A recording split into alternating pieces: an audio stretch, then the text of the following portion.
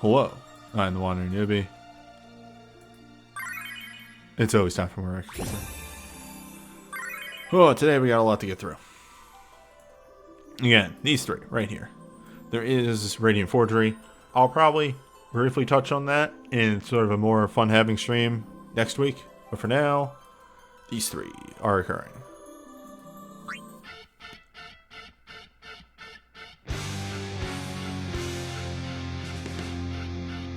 I have problems with this remix.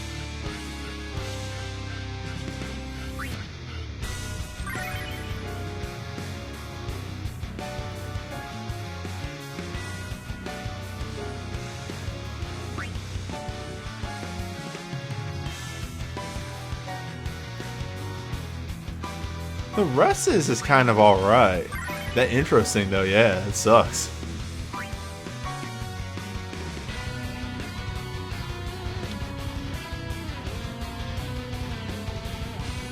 Like the rest of this is fine.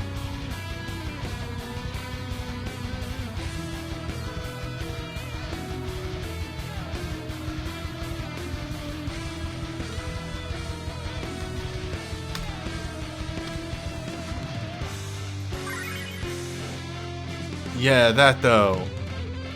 That's a problem.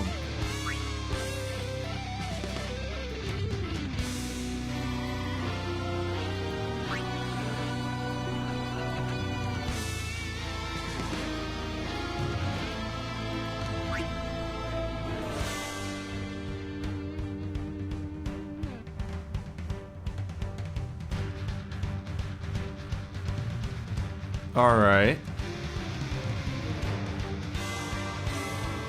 I'm gonna let this play for a little bit. I'm gonna hear where this is going.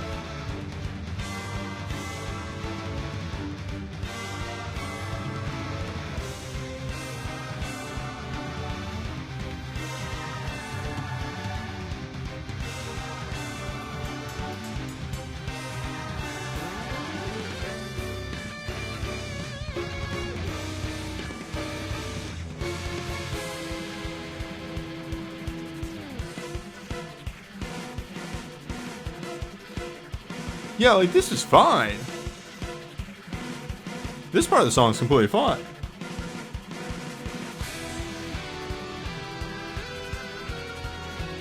Why was the start of your song so bad?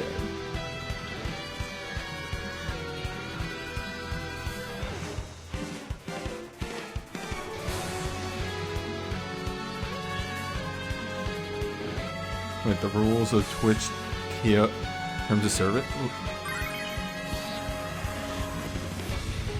If you are making a joke, it is flying over my head completely.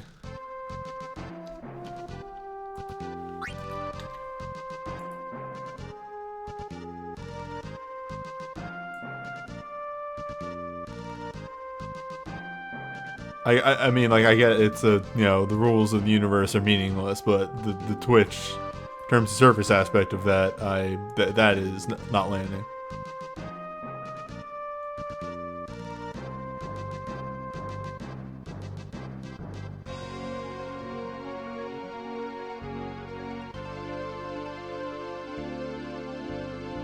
Terms of service has become more strict like YouTube.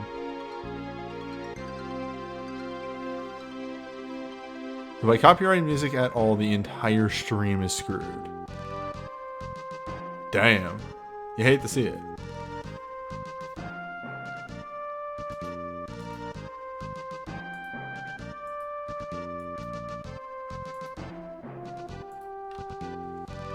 It's a good thing I rarely ever play copyrighted music. Well, I guess except for the... I guess except for some Record Keeper streams, because sometimes FF7 streams get hit by it. So, that's unfortunate to y'all.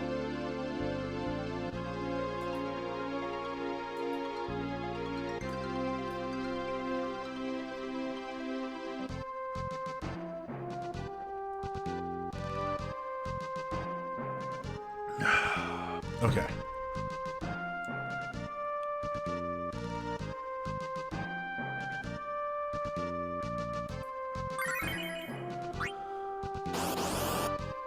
Whew. Yeah. Did a bunch of yard work again today. as well as a lot of miscellaneous other stuff. Kind of wore myself out. So it's nice to just sit down and play some phone games on my computer phone.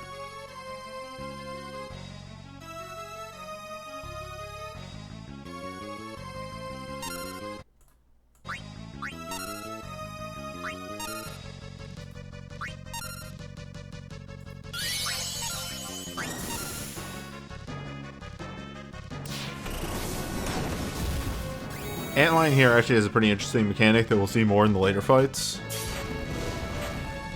Against, you know, big Antline. Large Anthony.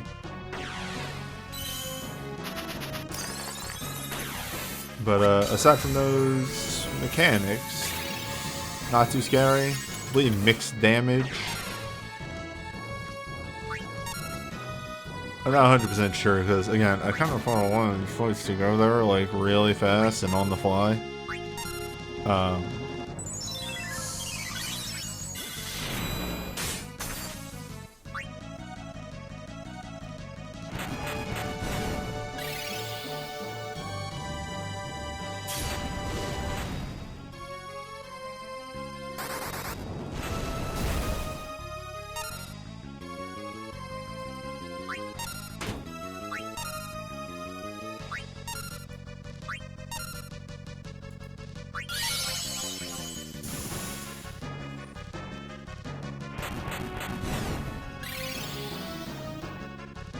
Gotta love this, though. That percentile there. To know extremely when I am fucked and when I am not fucked.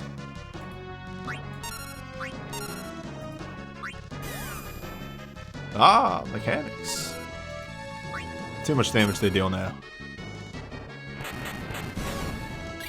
You tried, Anthony.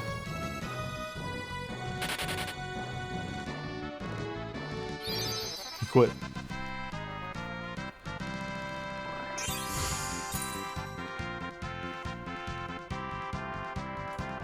Where does Anthony go? He went home.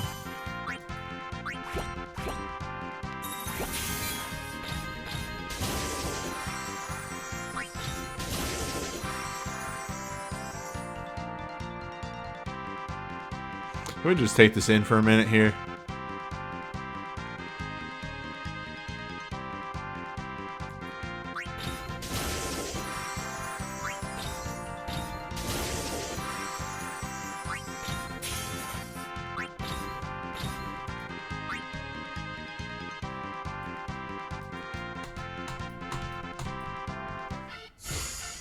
Oh, there, we're back again.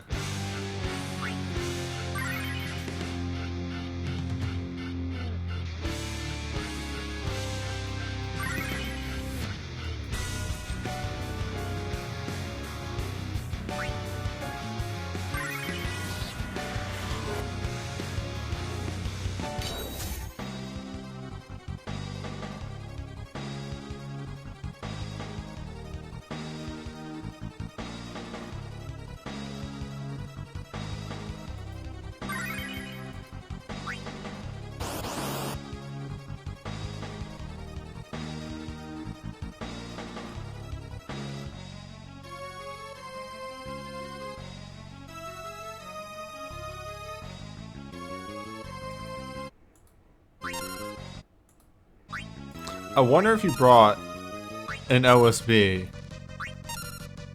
If you could just deal enough damage to just remove Megisa from the fight. And Forza would never show up. Maybe like an arcane.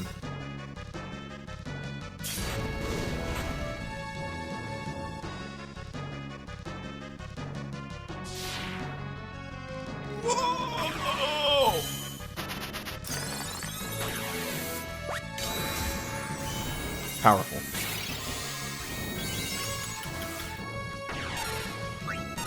Did I jump into the wrong fight? No, this is ultimate.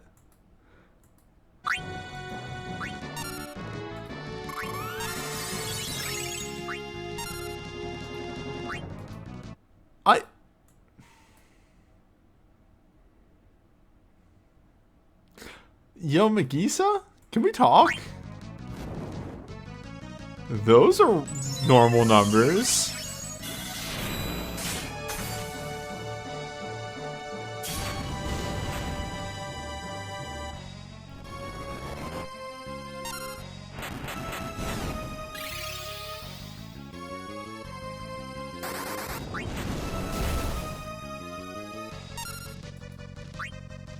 Now, Begista, of course, in the back row now takes less damage. However, we have range attacks. I actually don't know if that's a thing in this.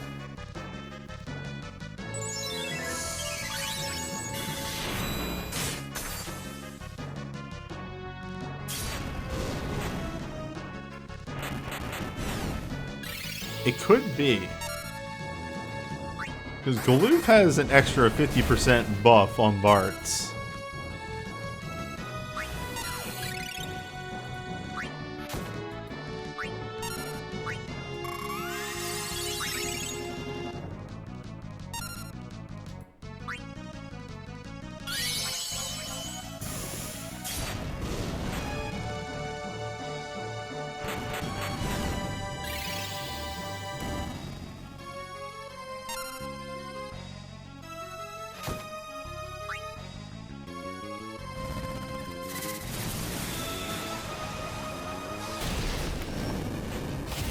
So the unfortunate thing with this boss, and what makes it not really interesting, even though they could have done a bit with Nagisa and Forza as wildly hard bosses, is they just do what they do in the game.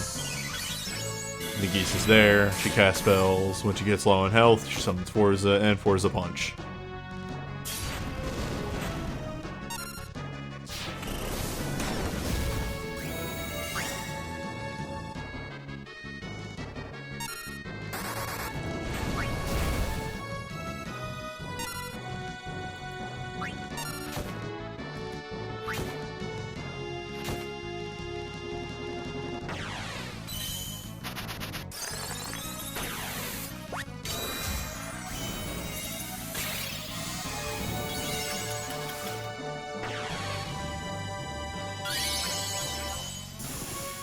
Really not a whole lot more to say to this fight, due to that fact. They're weak to fire for some reason. Which I don't think they are in the base game. They just for some reason decided to make them weak to fire. Which, if you're asking me, personally, they should have been weak to ice. To sort of be a little wink and a nod at finding and breaking the ice rod over their head. But that's me.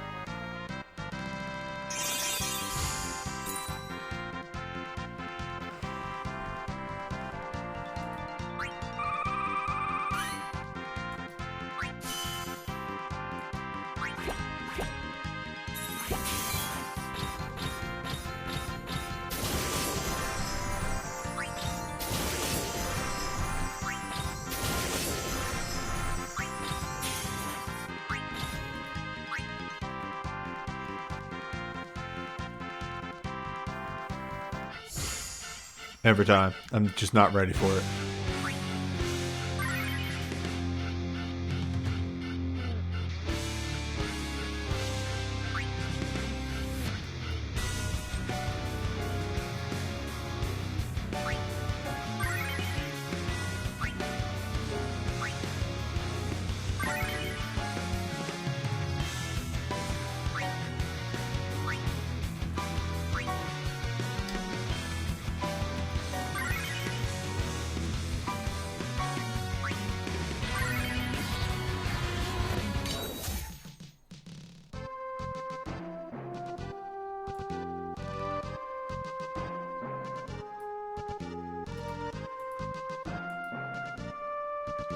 Man, I'm gonna have to share that with Loon later. Just be like, Loon, I found the worst remix of Xset's theme.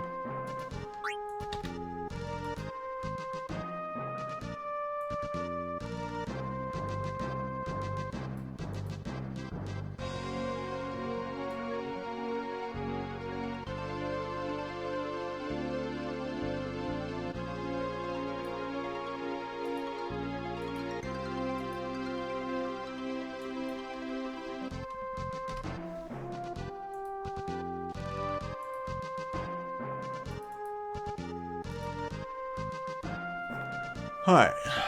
Time for a slightly realer Anthony. An Antony, if you will.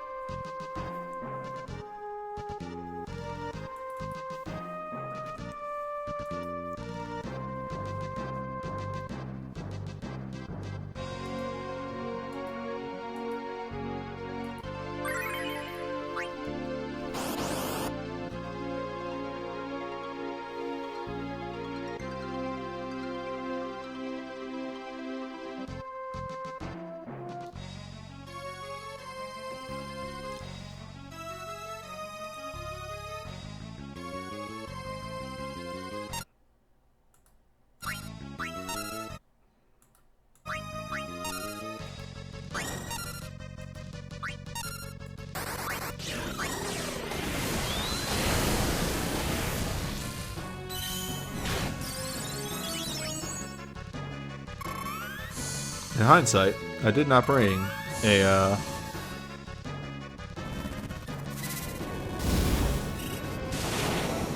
that many ways to buff magic. You should be fine, but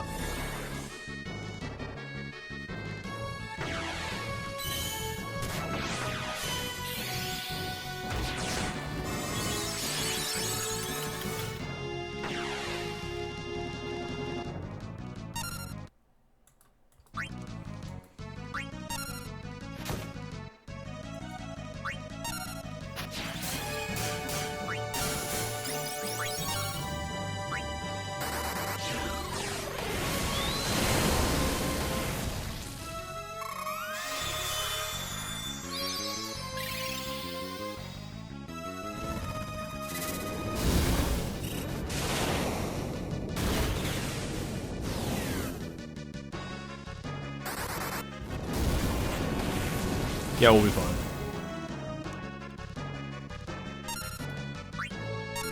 So, the scary thing that this boss does, we might not even see. But I'm going to hold off until I'm sure we have passed it and discuss it briefly.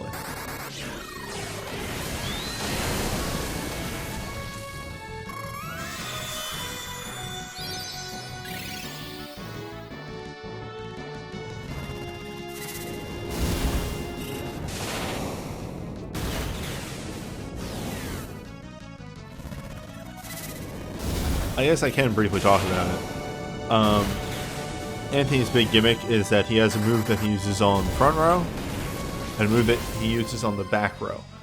Discord, that we saw in the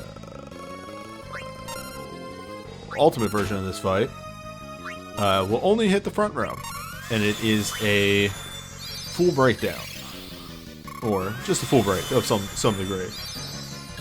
Nasty, no way really to undo it. Just on the whole, kind of rude. The ladder move, I'm holding off, but I might actually have to bring up the boss description. Yeah, you know what? Let me hit it real quick. Ultimate Digestive Acid only hits the back row, ignores resistance, proportional to HP, and can cause paralyze. So. Where, if you have a back row team, where paralyze resist.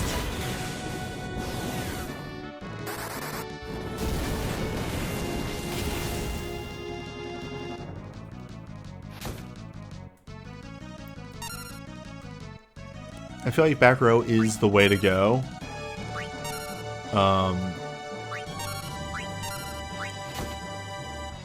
Because it also, yeah, as you can see, kind of neutralizes his physical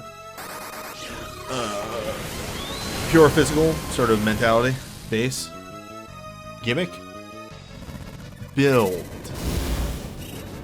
loadout. There's a word in there somewhere for this. Stay safe, Anthony.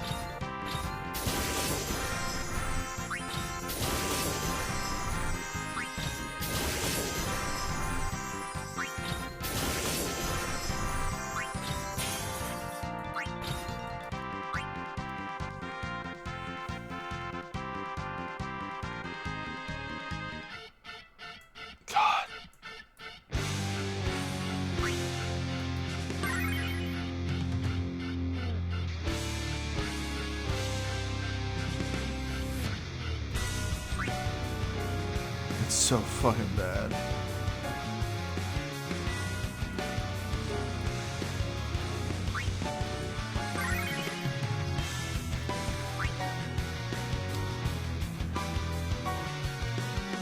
I just cannot stand it at all.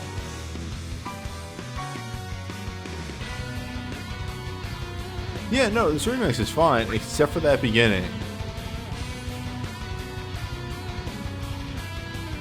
It's maybe like a bit overdone, but like, whatever, what modern remix isn't?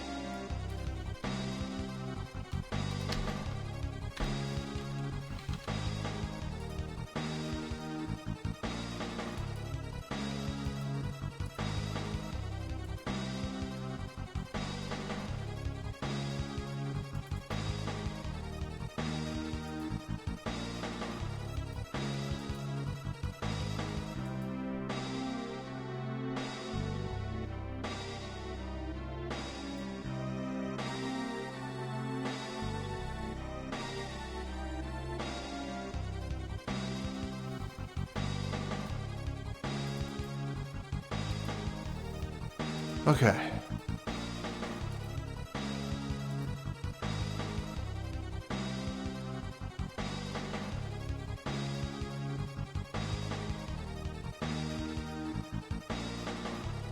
Yeah, you know what? Give me a hot second. I'll be right back. This will be about, like, literally 30 seconds.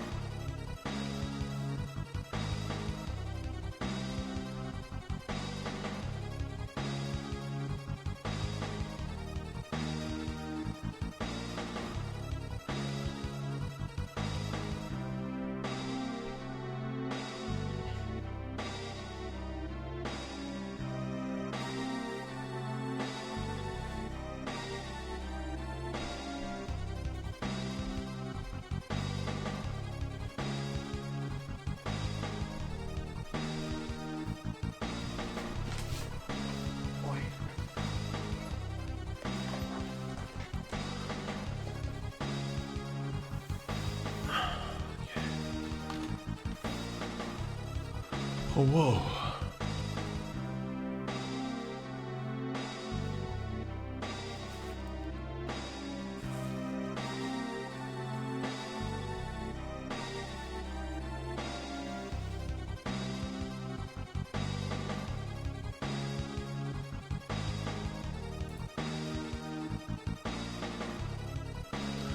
This feels wrong. Hold up. Something was caught with all this hair. It's very possible.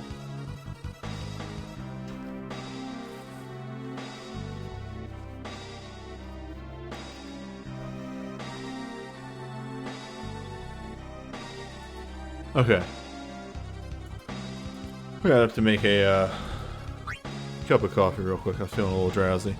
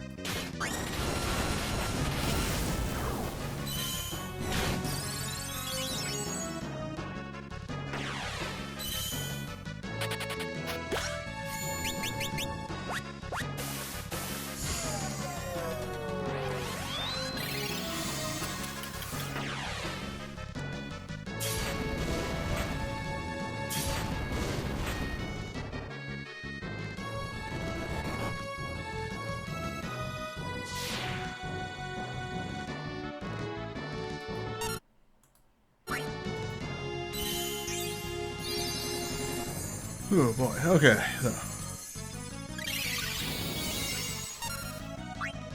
So yeah, Forza, Megisa aren't really anything special.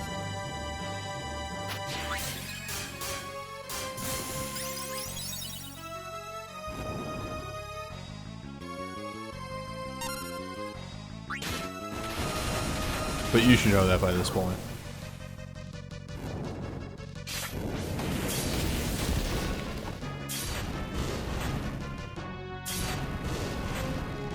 It is, if you are running a full physical team, actually much easier to take out Megisa first.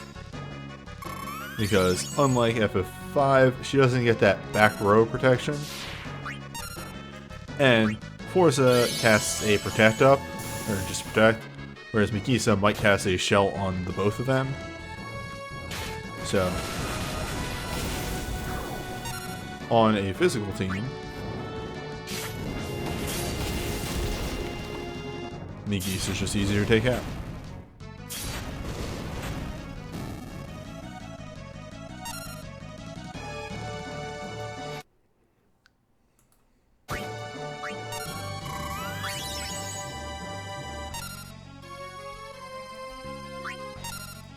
Did he not cast Protect?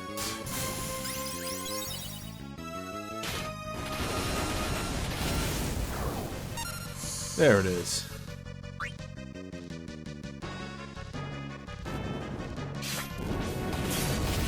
Well.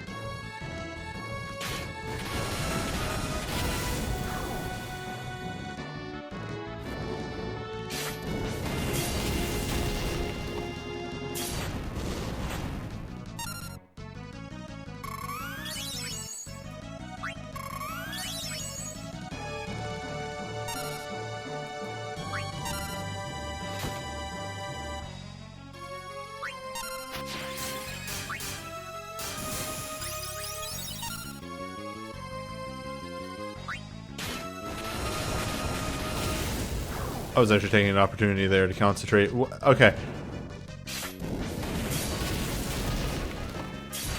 Balthier has gotten a fire resistance down on almost every single shot that he has fired.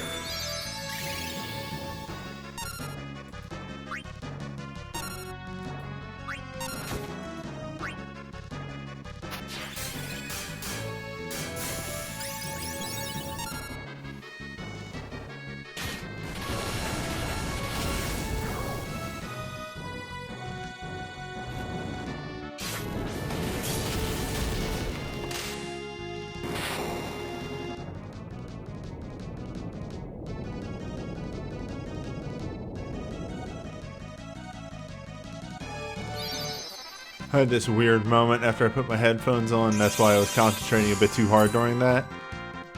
Where I felt like sound wasn't coming out of my right channel. But, as with most things, that's just me being crazy. My audio's fine.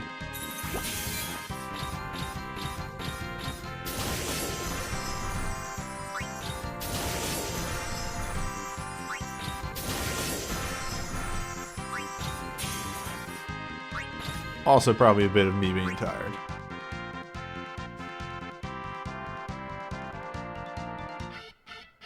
Every time.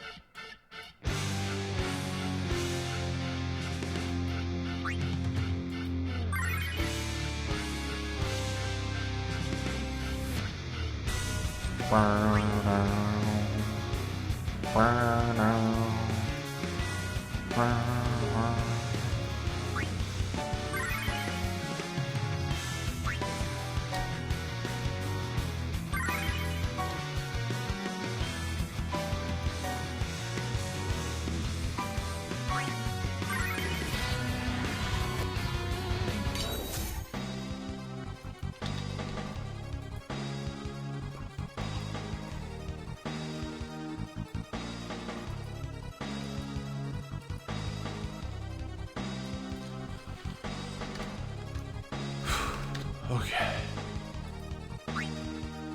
Think about that coffee now. I think that coffee is my reward for finishing this event before moving on to the stroke of the brush fights.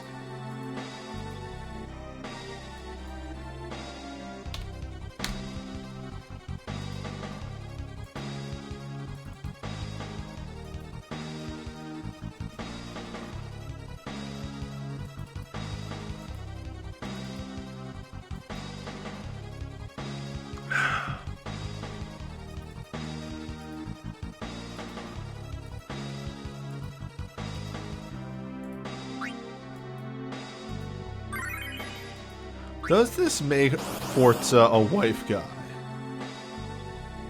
Do you think Forza's a wife guy?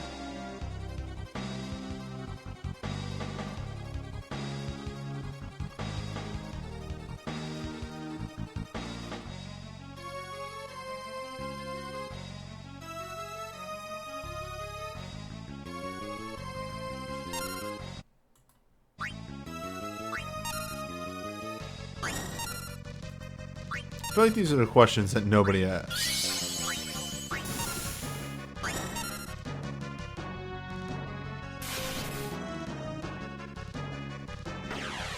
Understood. Carry on.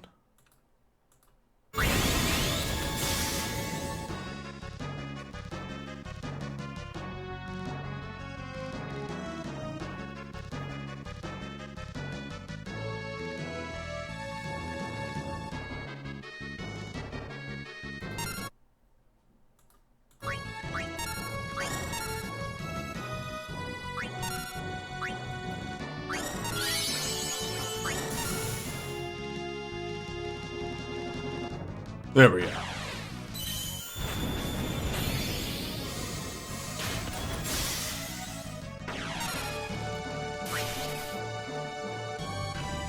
Defenses, they do things.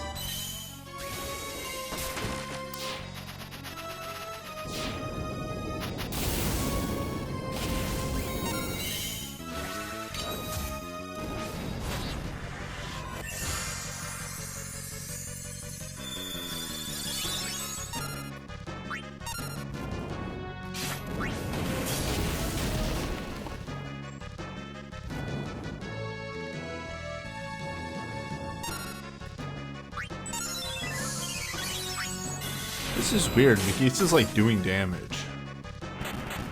Outside of that first spell that she does, that just does 1 billion damage for absolutely no reason.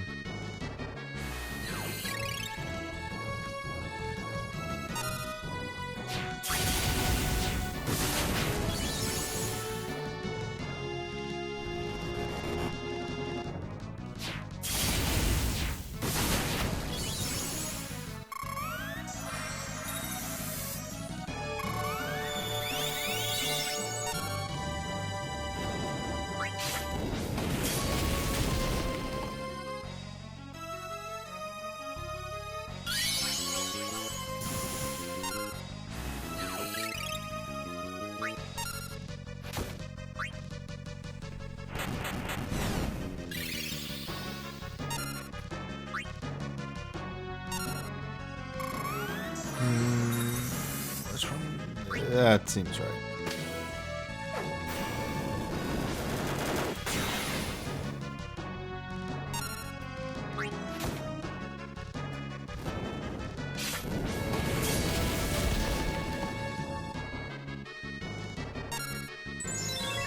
Well, as it stands, McGee's and Forza once again existed. One could say, make the claim that they were here.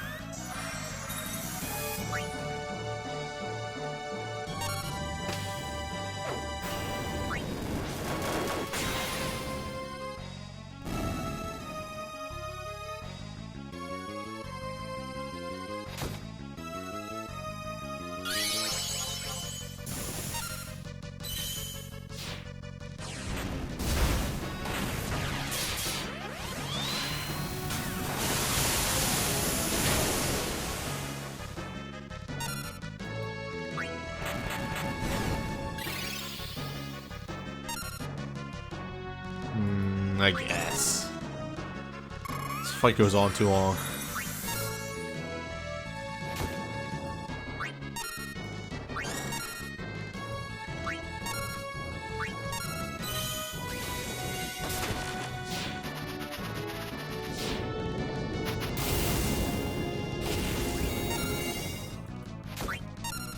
Why isn't Lena start this fight poisoned?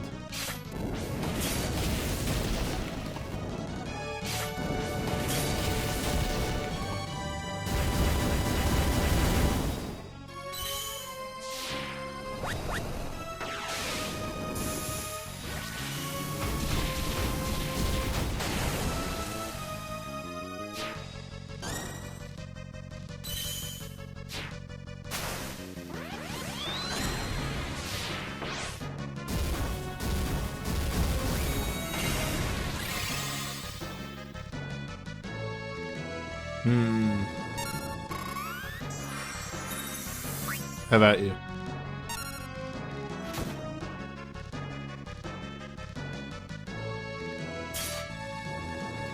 Powerful.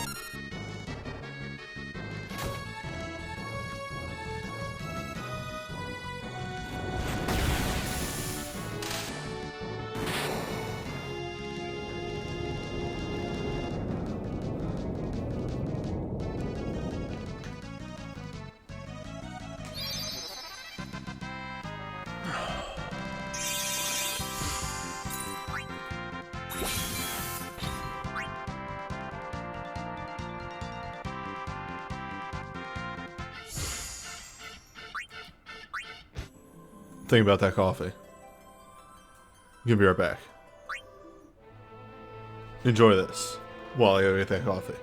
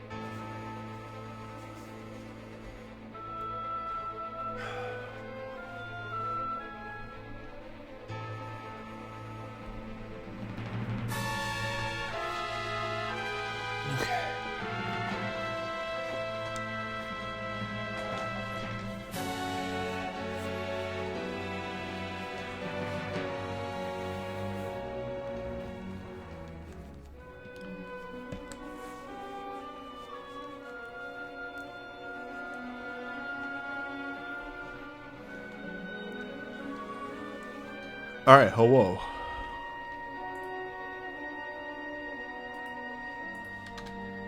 So, here we have a Forsaken brush.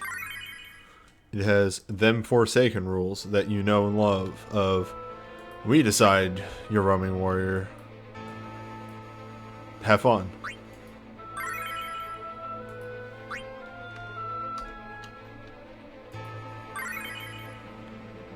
I will present the one bit of information about this fight that I do feel bears mentioning, which is the damage in this fight isn't very high.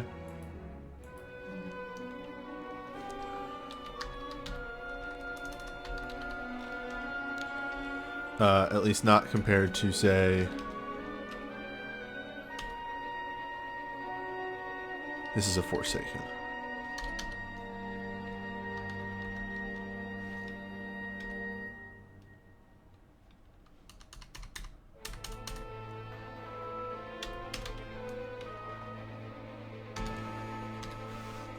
Not compared to other ones, but there is a whole nother mechanic going on, which we will see. Like, actually, like, that's not a joke. We will see. There's no way this party actually is going to clear this.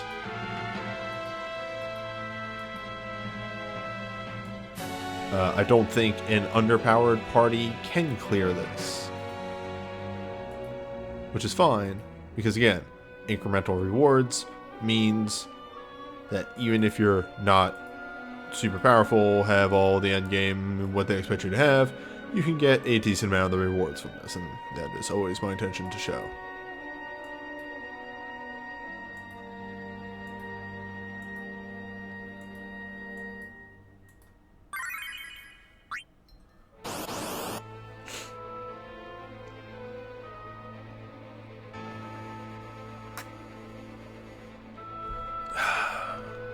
Let's go coffee.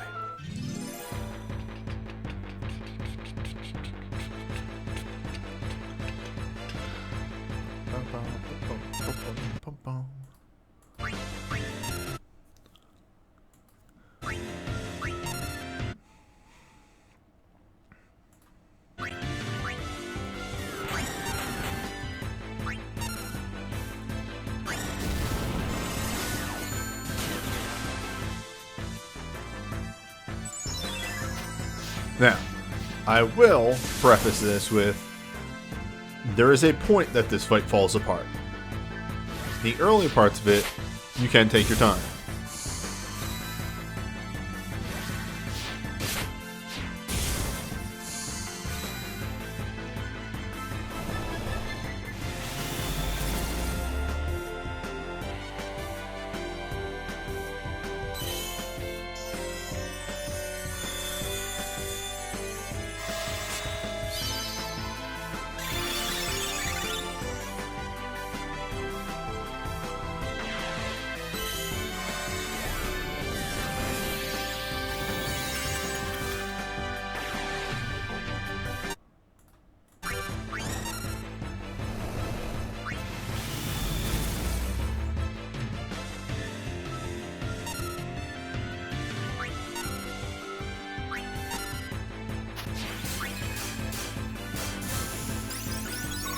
Other things of note from Atomos here is that he has an interrupt move, and he has slow. He has like slow guy. So interrupt resist and slow resist will get you a lot of mileage. I prioritize slow resist, though those bottom two accessories you see there, and maybe that middle one, I'm not 100% sure. Those are all slow plus interrupt resist. So keep that in mind when you're doling out your accessories. I don't think that middle one is slow resist. Other thing of note about Atomos, he is resistant to everything except for holy and wind. So build those.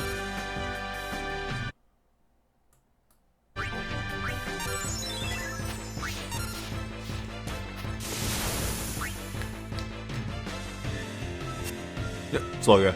It seems to have a really low hit chance because the accessories that I brought are enough to negate it completely, on top of the Affliction Break.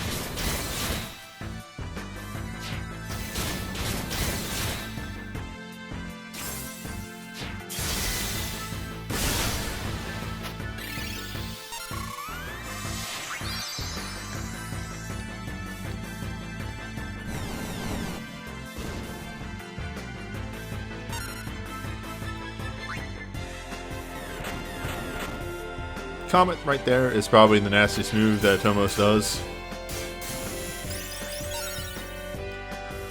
When you actually combine it with everything else that he's doing, it is not really threatening.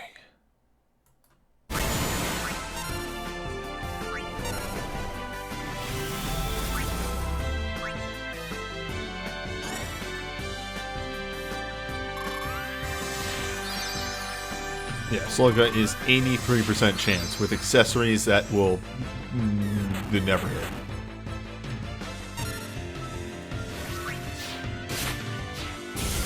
Also, everything that Atomos does pierces, so no need for a wall, no need for protect, no need for shell.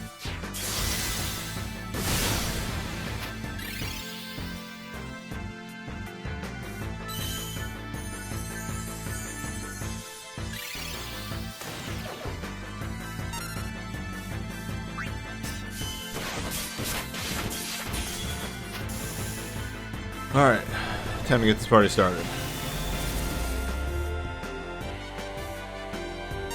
Yeah, there's that interrupt.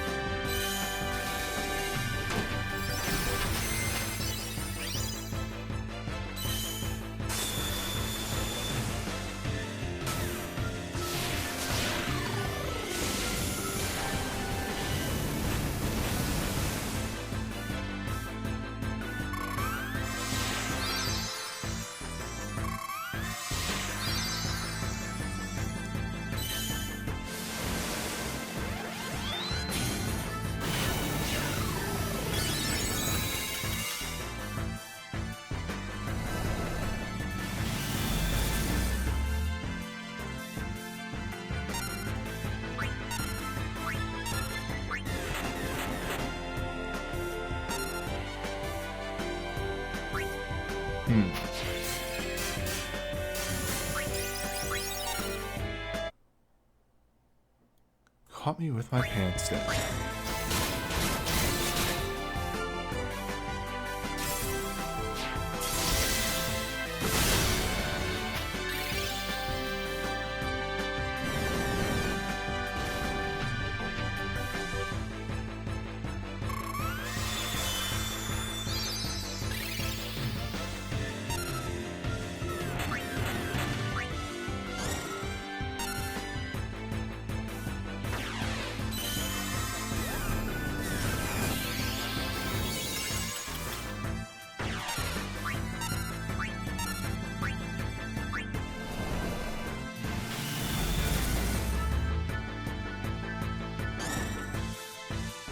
We're fine.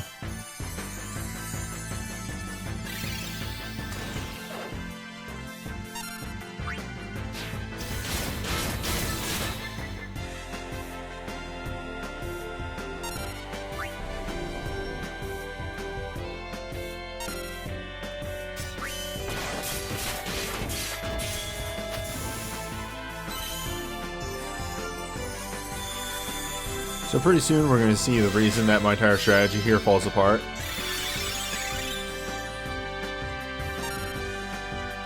Because to a point, my strategy is actually fine. Like, we're breaking even, and even when I run out of abilities, everybody has a burst. So, I can stay pretty steady with them, all things considered.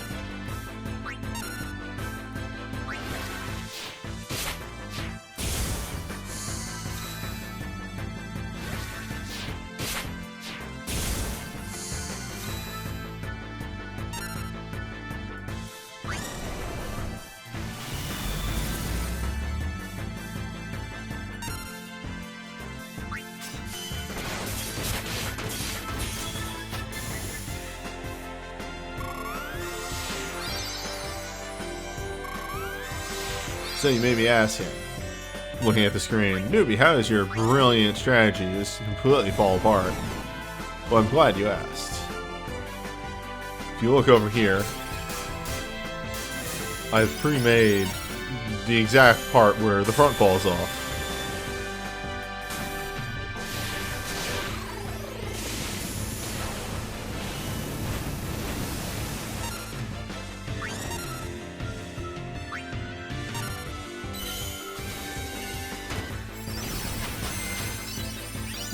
And it's right. It's right there. It is. Piss.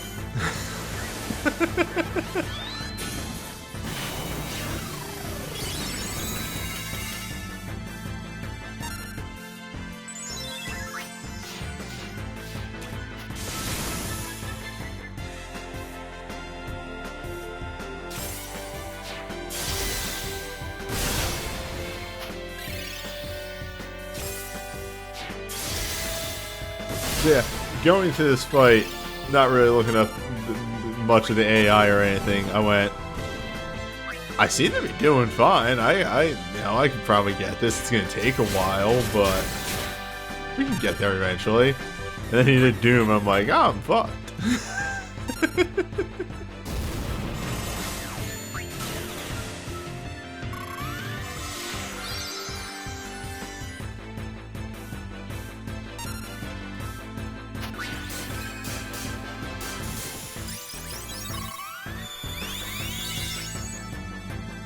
Don't worry, chat.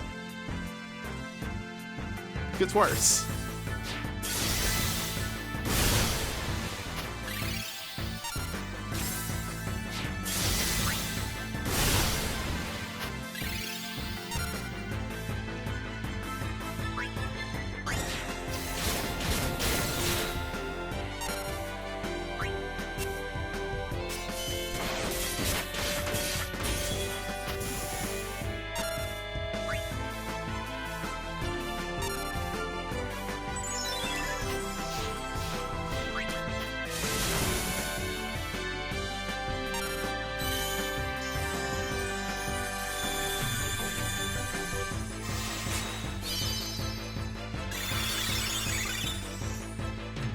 I think it's about 40%. That's where bad things occur.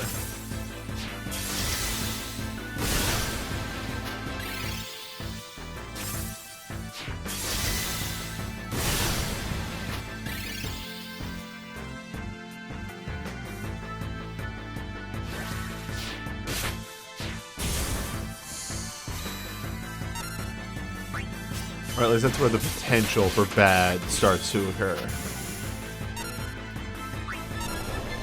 It's 100 Gs, that's what I eat that much gravity for breakfast.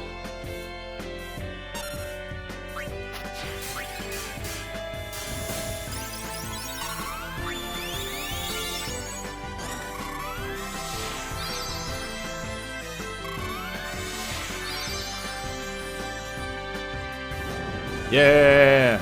Yeah! Doom, Ultimate Doom of Atomos takes 5 seconds off the Doom timer.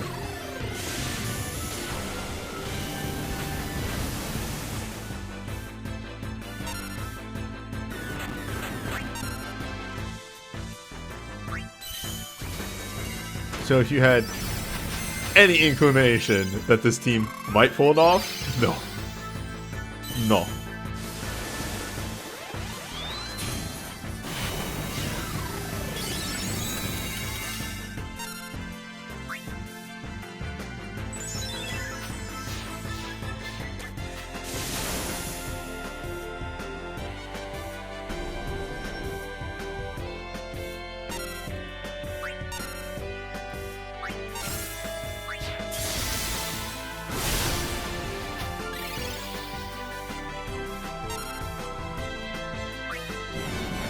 Yeah, just use your Arcane or your Awakening.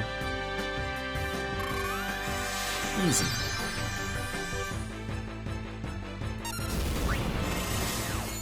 But legitimately, I don't think BSB only team can pull this off unless you have some real head-ass moves going on. Purely because when you get to the latter phase here, it kind of falls apart.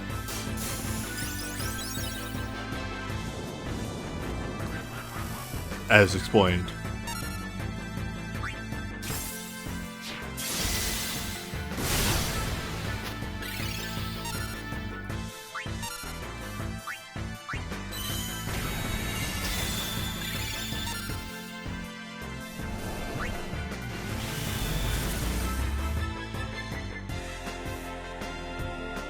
And like, that's if you're not randomly getting hit by interrupts.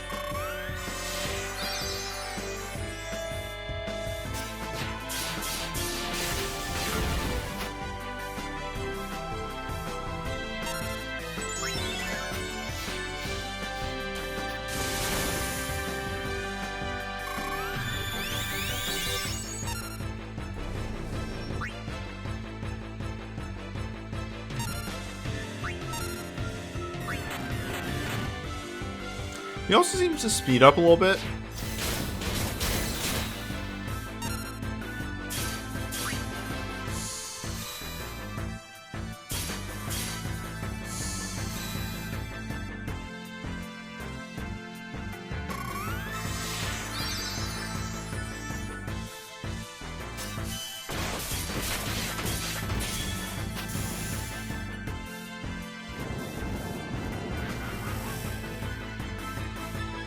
Fuck yeah.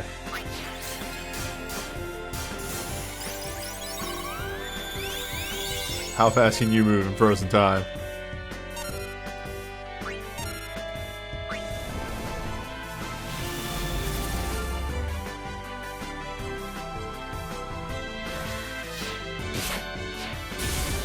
Can I get sub 20? Come on, sub 20. Fuck yeah. Oh no. Oh no.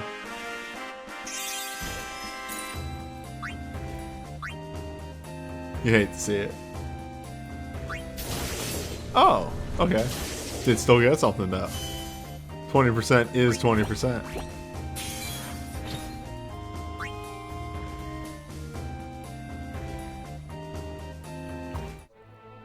But yeah, BSB team, you can't really pull that off. You just need something extra going into that. What about bigger?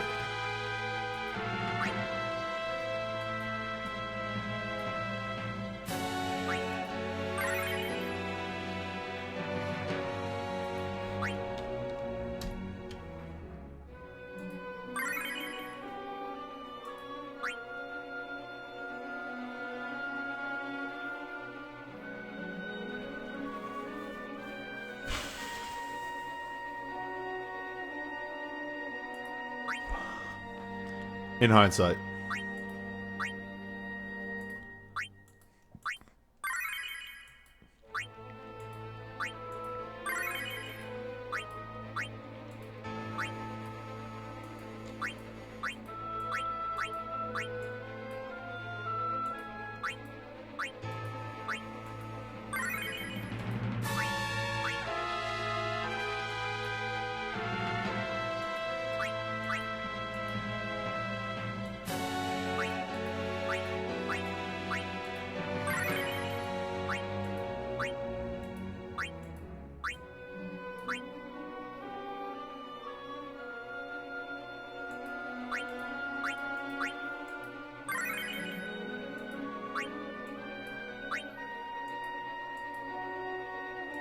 This team just needs a bigger buff.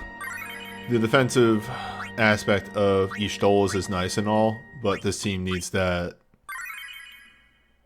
Wait, no. I'm dumb. I get a 30-30.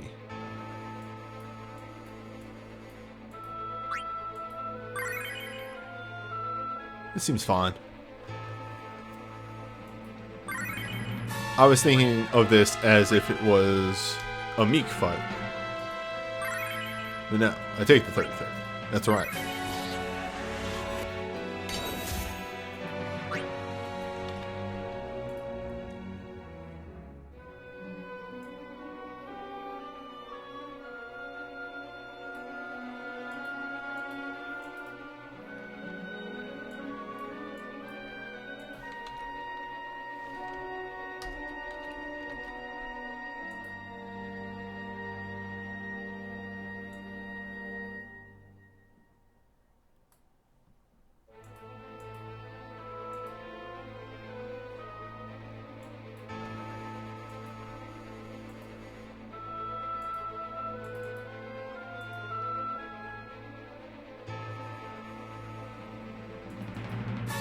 Oh, that fight took so long, though.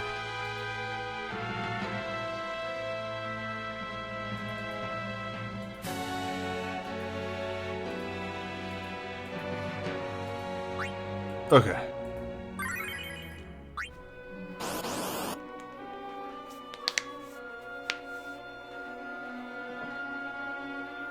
Oh, drank that coffee and feeling a little better, but still a little. Like a little more.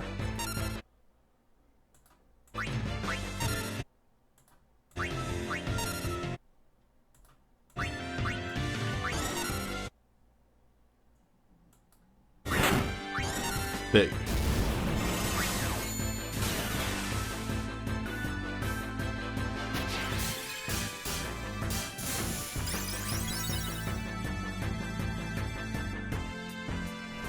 Oh, is this pure gravity or is it max HP? Good to know.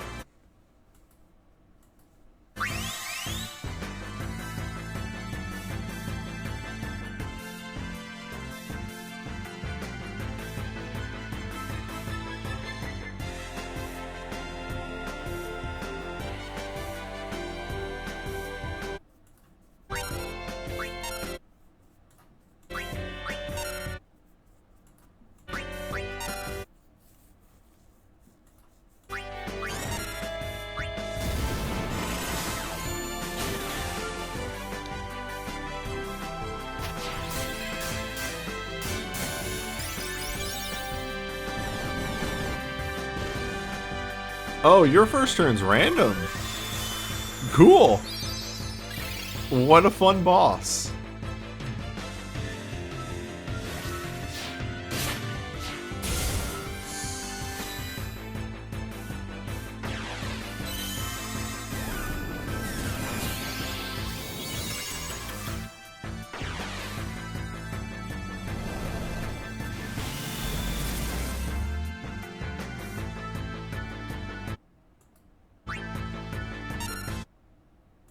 Hey player, what number am I thinking?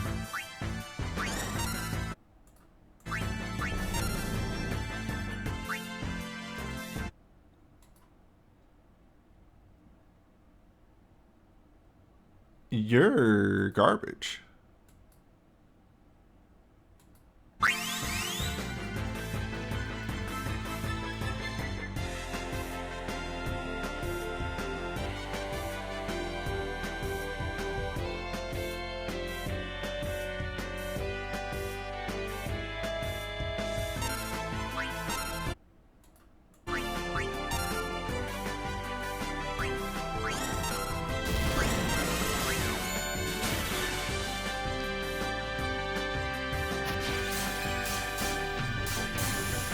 This fight is garbage.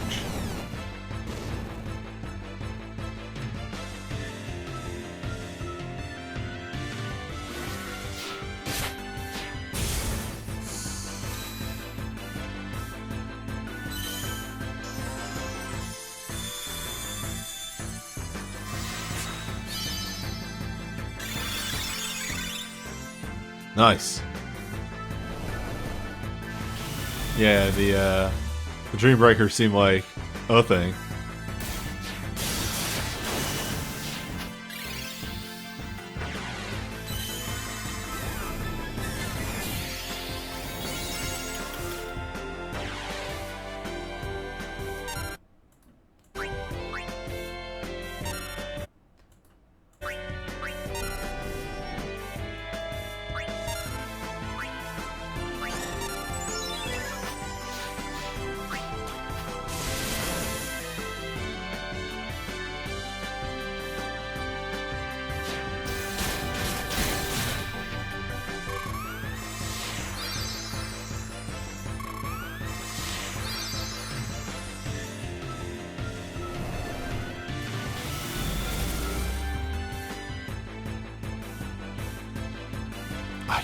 I gotta know. Hold up.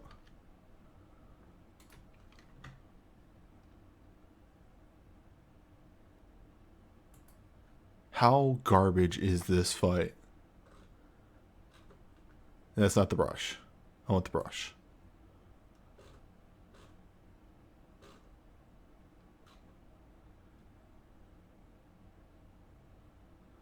Ah. 199 Gs. Known elemental non-gravity based attack. Gravity is 40% max HP. Gravity is actually the only gravity move. Known not gravity user Atomos using only one gravity move. Everything else is just percentile magic damage.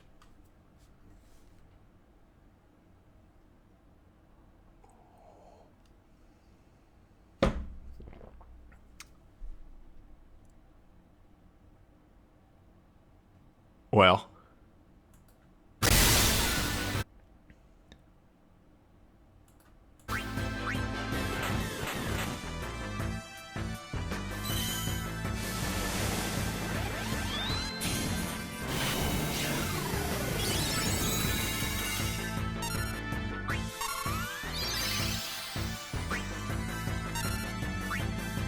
I don't know what the supposed balance that they were thinking with this fight. But, it's non-existent.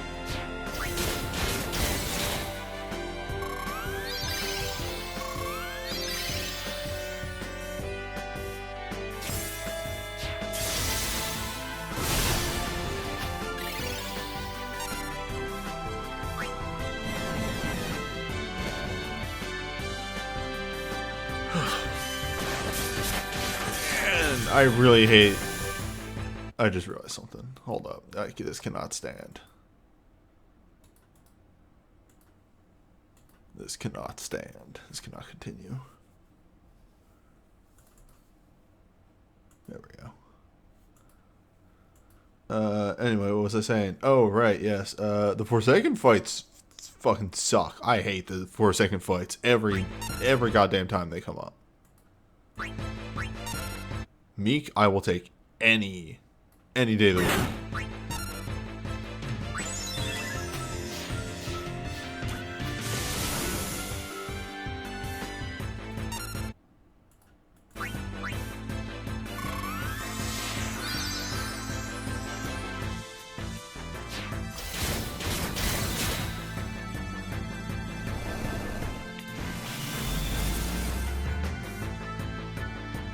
Dial this damage.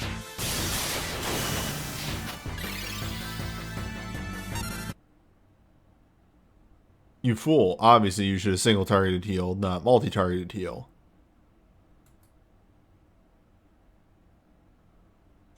Wow.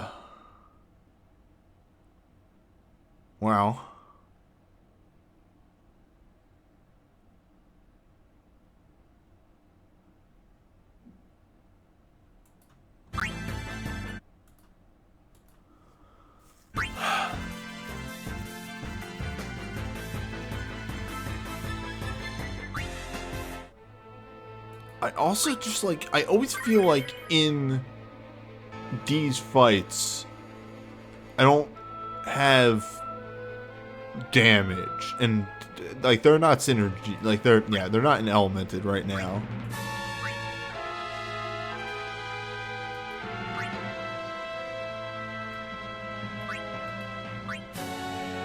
Which is true.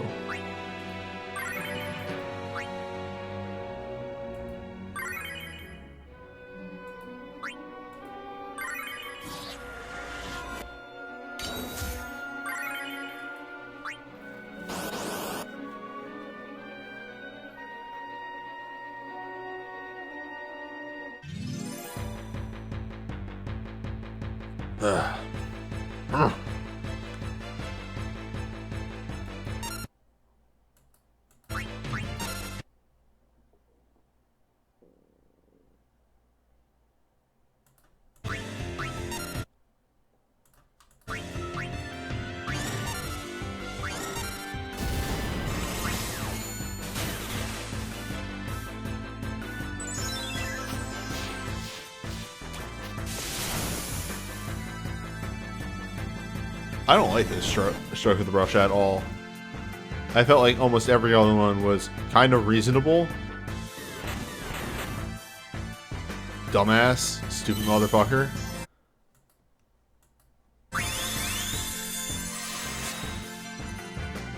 Like, that right there. Like, what the fuck was that?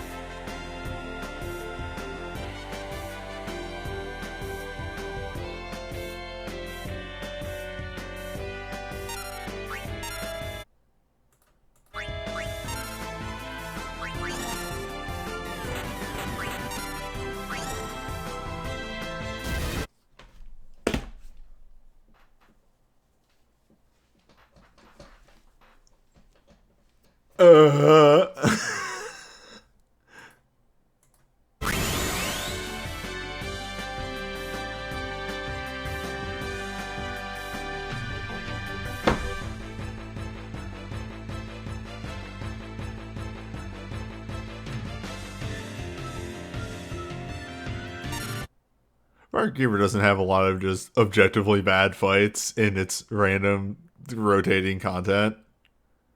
But every now and then, Every now and then, you just get this outlier that is just completely fucking awful.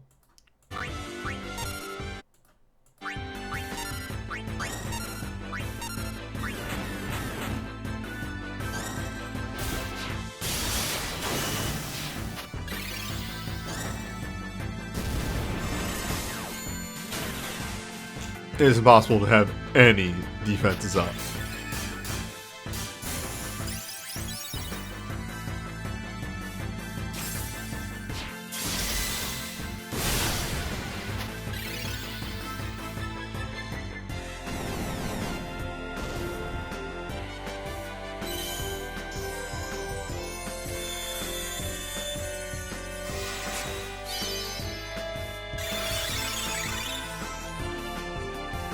Warrior of Light would not be alive right now if he did not proc a materia.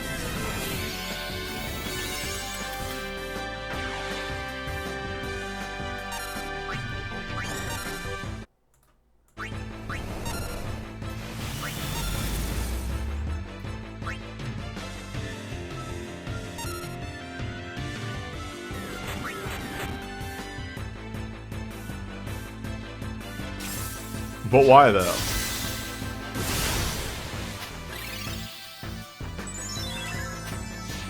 Hey, Atomos, why though?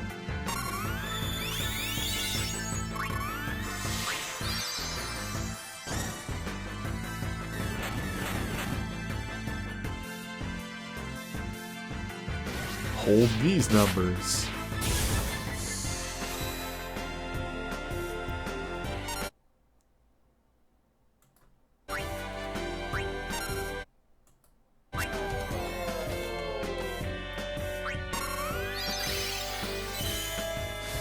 But why though? I mean, luckily, I'm a genius.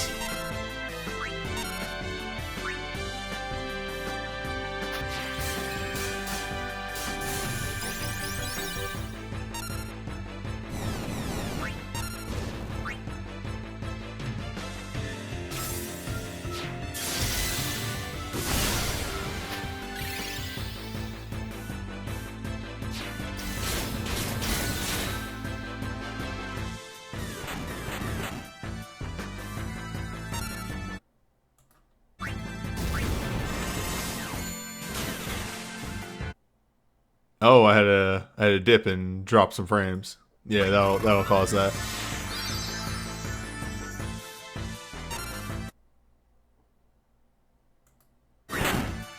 You'll have to see it.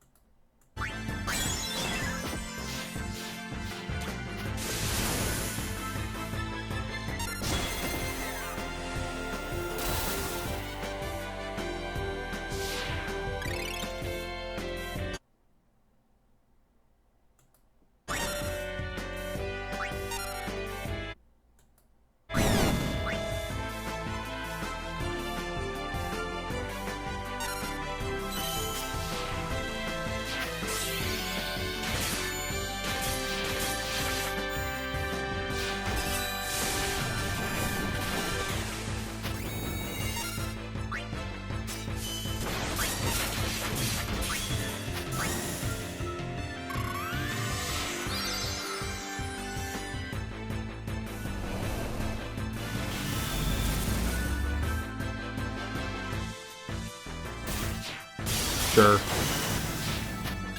Sure.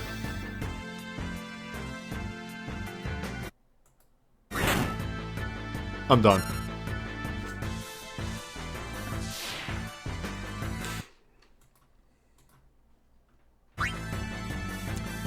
Fuck this fight.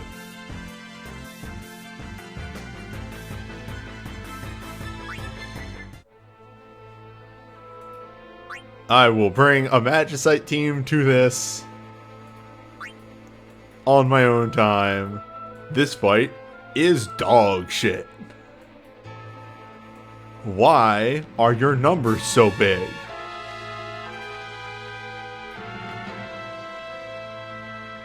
This isn't a normal boss.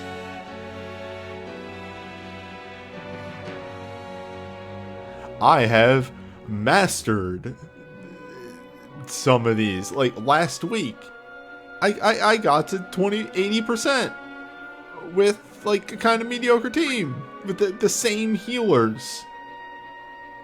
Easily.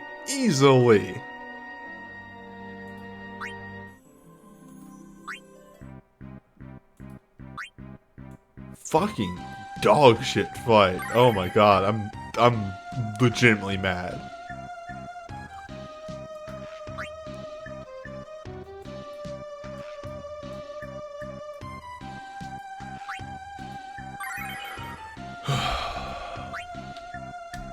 So, Meek fights have gotten a slight change. Torturous Grimoire is now used for these. It increases the damage the enemy takes by 50% and gives you a cap break level. So,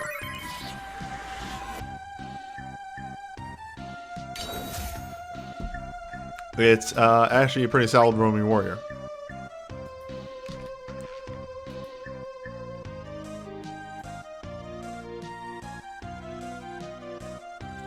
And actually, I would not mind having this in the Forsaken fights. It is legitimately better than what we get for most Forsaken fights.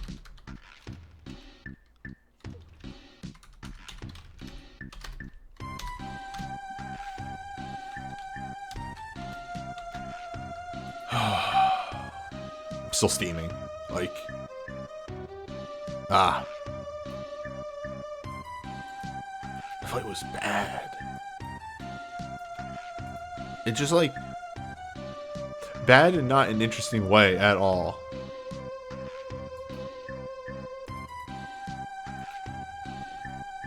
It was just, my numbers are big. That's it.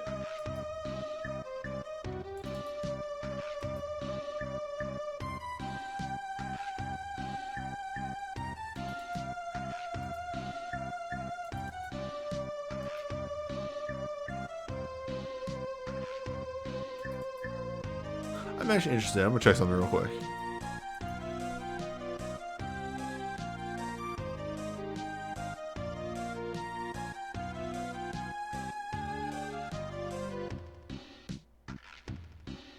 Wait a minute.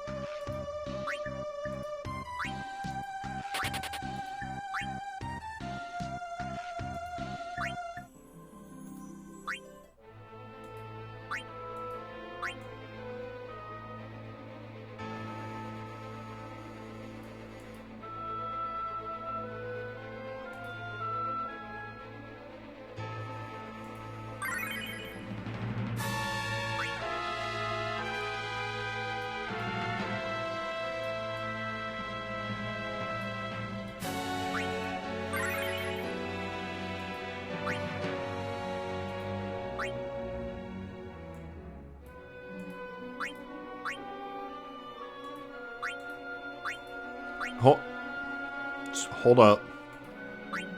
Humor me for a moment here.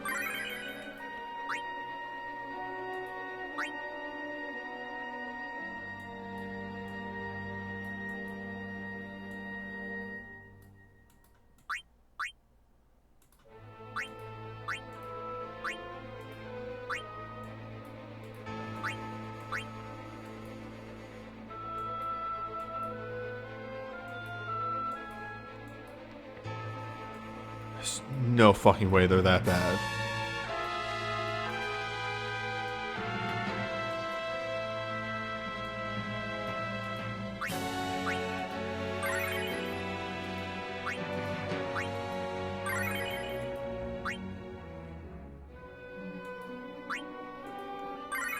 There's no way that they're that fucking dumb.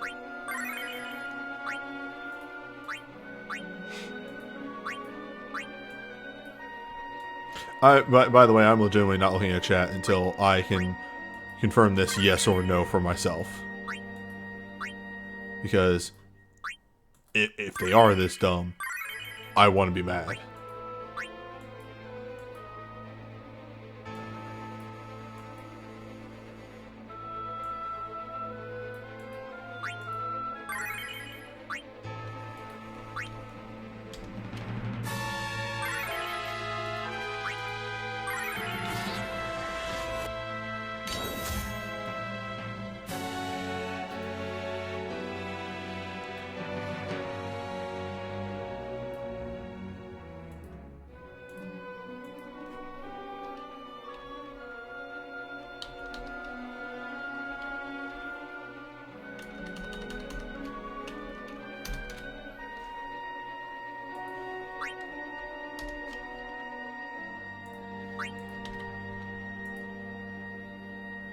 It's the only fucking explanation.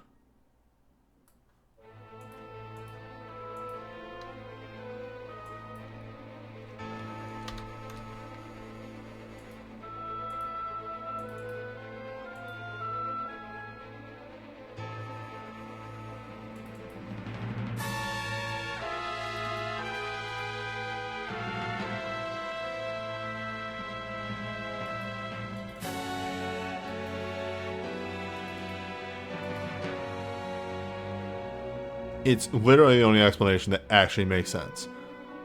Because none of the other fights have been this absolute ball-bustering.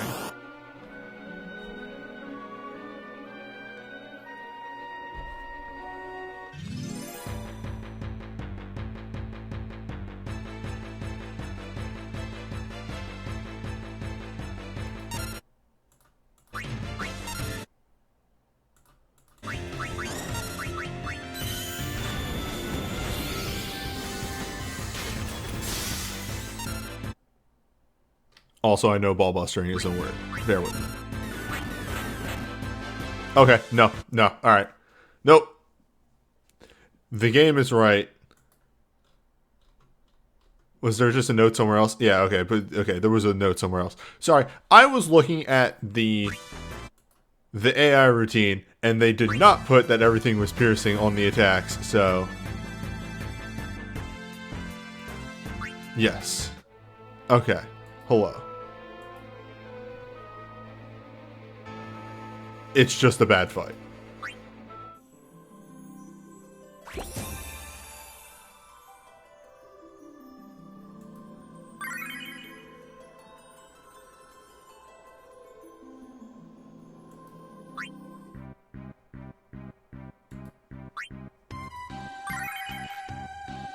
Here's my review of that fight. Newer players are fucked. There's no way let's say a three-week-old player who probably has gotten some good shit is going to clear that fight. Absolutely not. Impossible. Other people? Yeah. Easily. Veteran players can clear that fight pretty easily. New players, no. No, absolutely not. Not gonna happen. But not for a fun fight.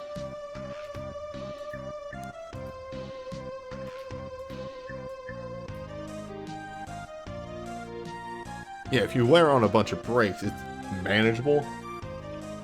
Good luck. Excuse me.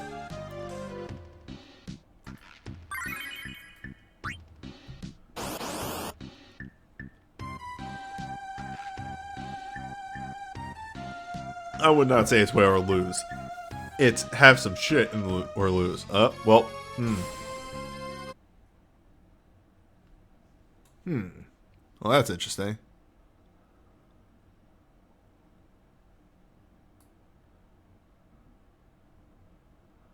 I regret to inform you all that I am dropping 1 billion frames.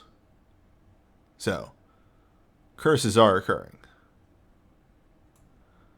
I'm going to power on through this. Unfortunately, the stream side of things are going to make this look very choppy. I still come through completely fine, and most noises will come through completely fine. But unfortunately, I cannot hold off to a later point for this. You hate to see it. So, hopefully it just lasts for only this fight, but I can't really vamp for anything in this. I mean, I could just switch over to doing the banner review, but Anywho.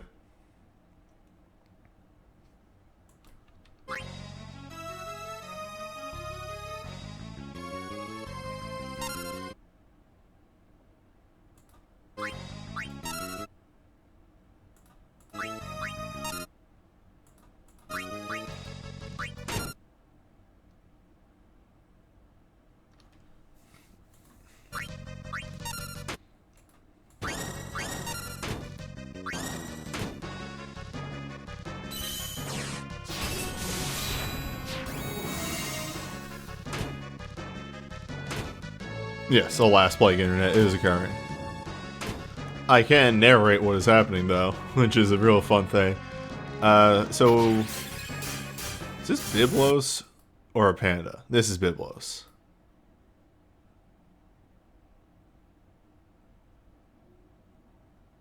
You see nothing but a pause menu? Does that mean that you're not hearing me at all? I will type this in chat just to make sure.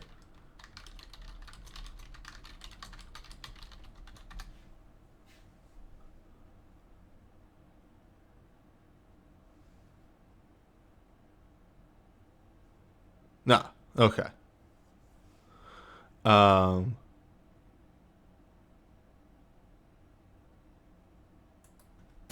anyway, Byblos here starts to fight, doing a big bunch of magic hammers, wields web, you know, the general Byblos stuff. We'll actually do the thing of counters physicals with protect.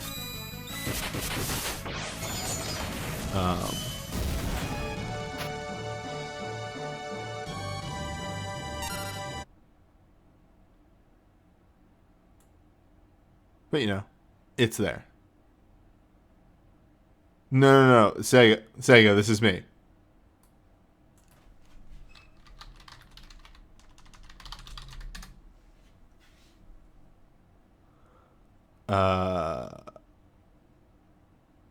What was my next move here? I don't even remember. Right. So, we are prepping, we're getting things in place. And then the next move here is... actually have you do a 30% boost. And then we get things going.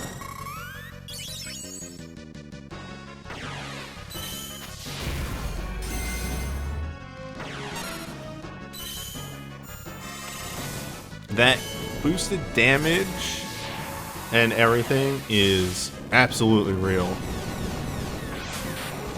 As you can see there, just already breaking the damage cap. Do not care. Now, that's not to say that, as you can see, Byblos' damage is bad. Byblos' damage is actually quite good. Byblos comes with the ability to counter and slow, though, with web and other maneuvers. Did I say counter? Confuse. Confuse and slow. I prioritized slow resist, or confuse resist, because slow you can deal with pretty easily. Confuse is a bit more tenuous.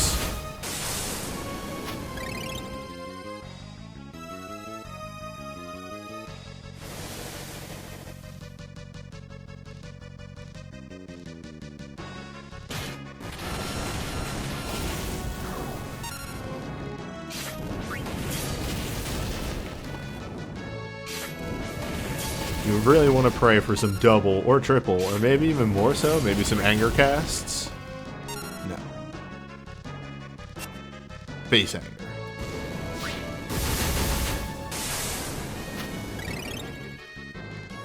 Have I mentioned before that I just really like the Meek fights way more than the Forsaken? Forsaken fights are kind of bad.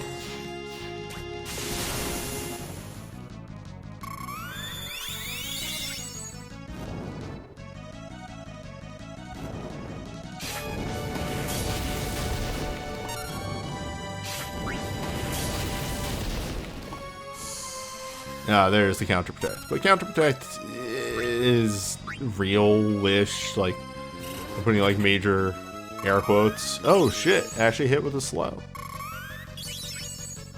Hate to see it.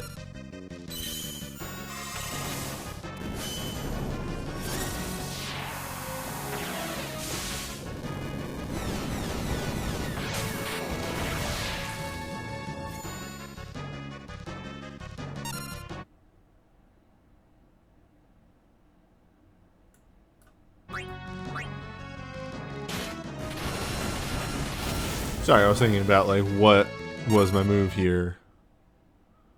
That has happened.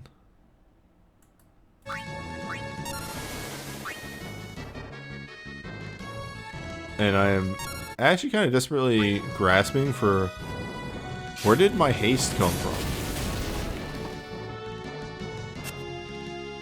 And I think it just came from like everybody using bursts. Turn 1. Maybe? I don't know. I'm not really sure.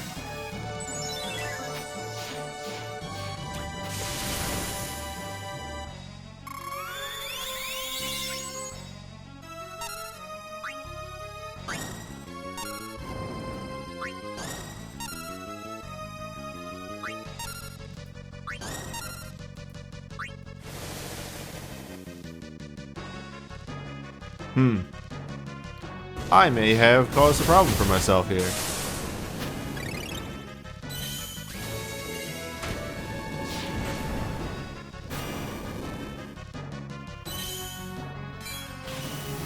I may die.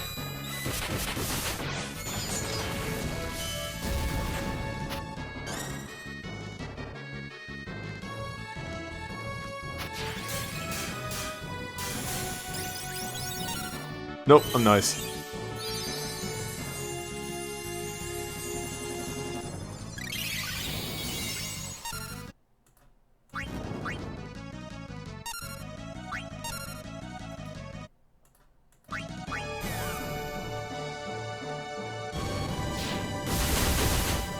But yes, at this point, the super damage roaming warrior has worn off. We're back to just kind of baby damage. Well, you know, baby-ish.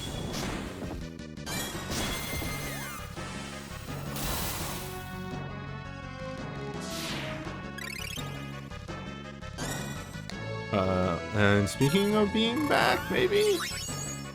No. For a moment. For a moment.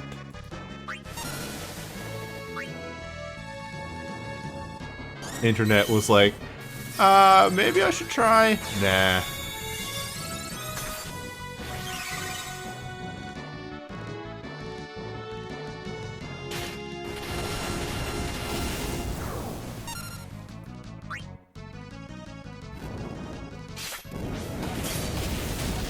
Yeah, the super damage roaming warrior is really good for getting like your whole team getting a good bit of burst damage in over a short period of time. And then, you know, on the merits of your party alone, you have to go that bit of extra distance.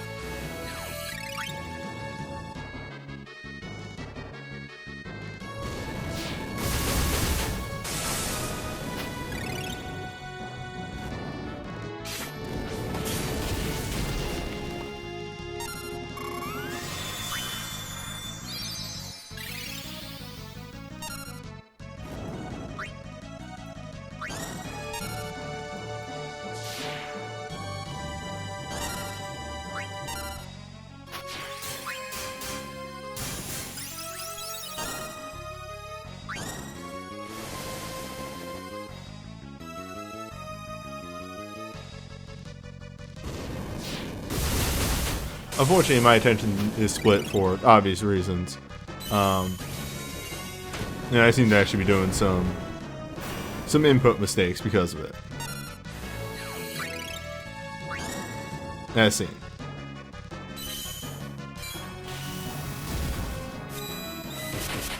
Well, as air quotes seen. You know. You know.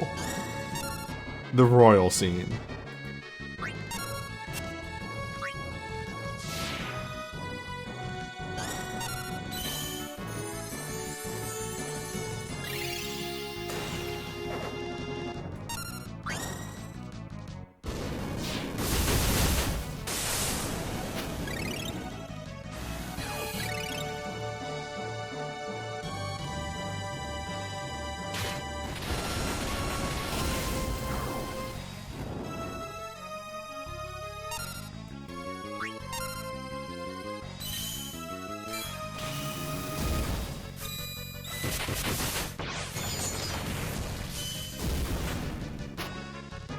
Might be able to squeeze this out.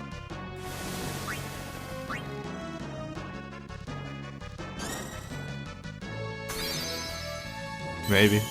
Maybe.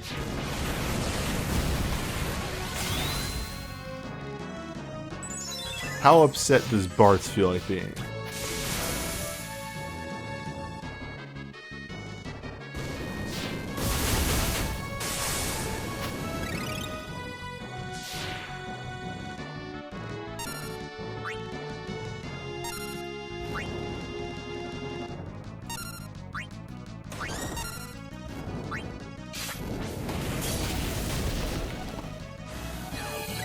Not entirely as upset as you should be.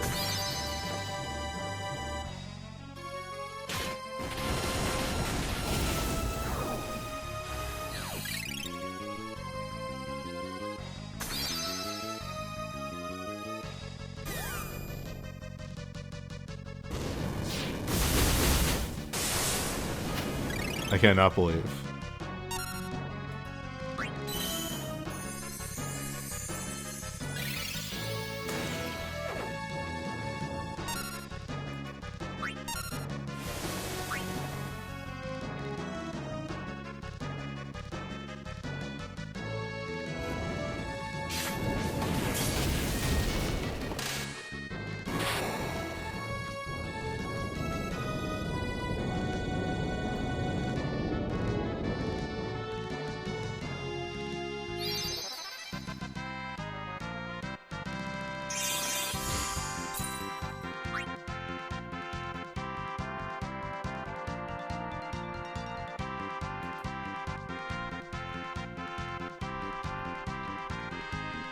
And as if the victory itself summoned the frames back.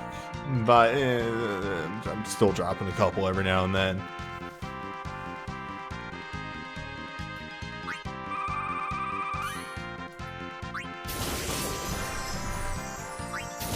It's probably way smoother for y'all, right?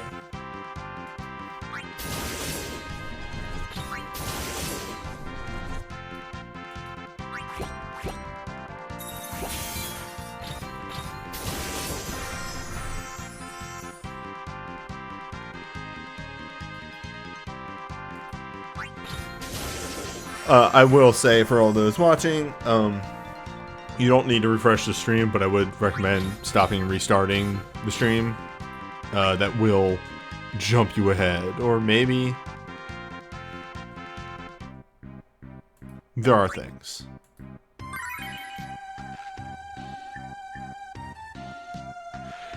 You know, it's really weird that, you know, the problem just kind of starts up and then lasts for 15 minutes almost exactly every time. With that, my friends, is a story for another day.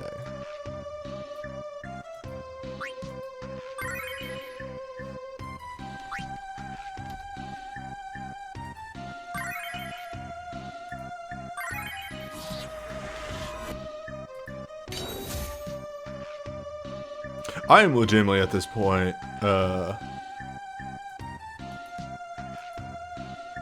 like, I have run in my head the possibility of opening up a legal case versus Optimum.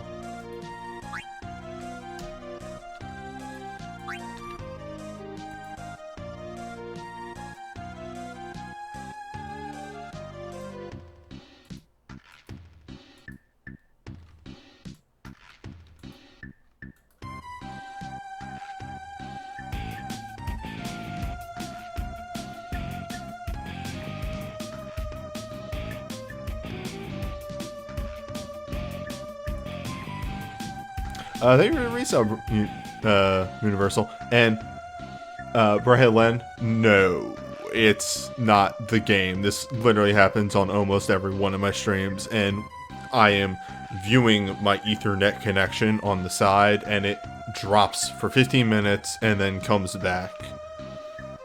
I have almost 40,000 dropped frames. Like, I have... So, for those that don't tune into some of my other streams and aren't familiar with my problem, I am 90% sure my ISP is throttling me for one reason or another. They've been doing it on and off again for the last year. They're probably doing it randomly to people during playtime because they don't have the bandwidth for as much as everybody is using. I don't have options to change to anybody else in my area. That's just a thing. Atomos is the only person I can get internet speeds that are good from. And to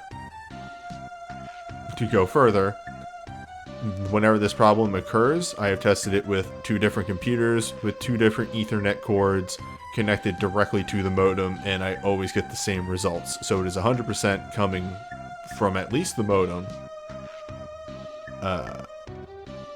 And like, I could open up my thing real quick. This started at about 9:50. Let me look at information.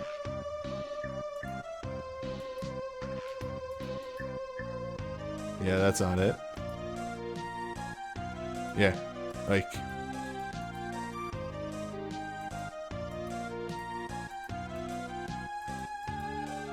nothing in my event logger lines up with when this event would have started.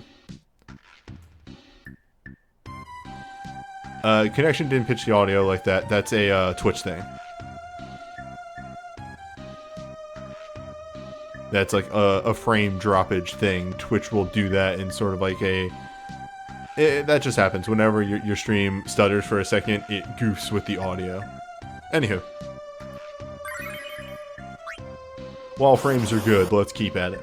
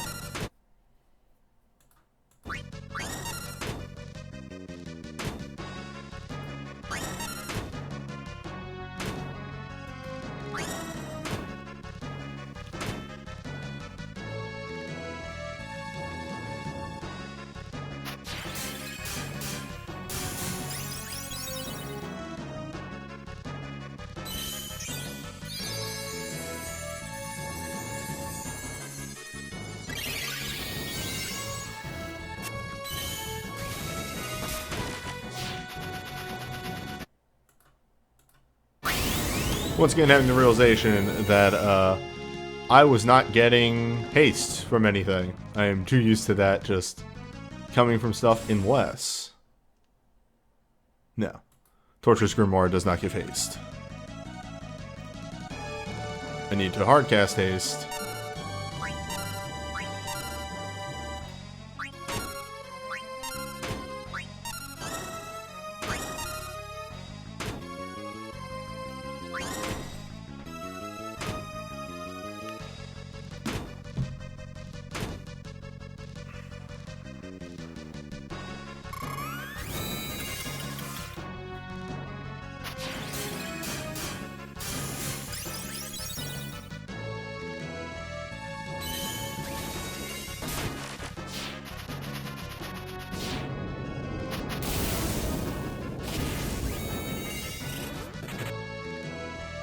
Cool.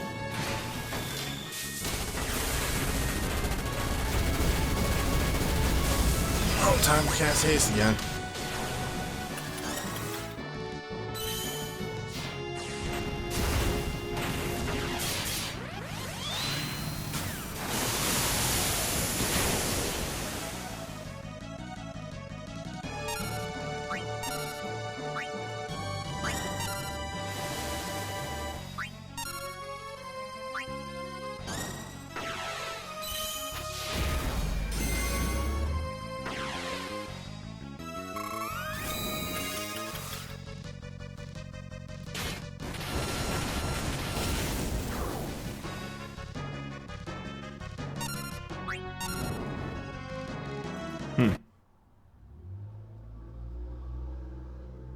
Wait a minute.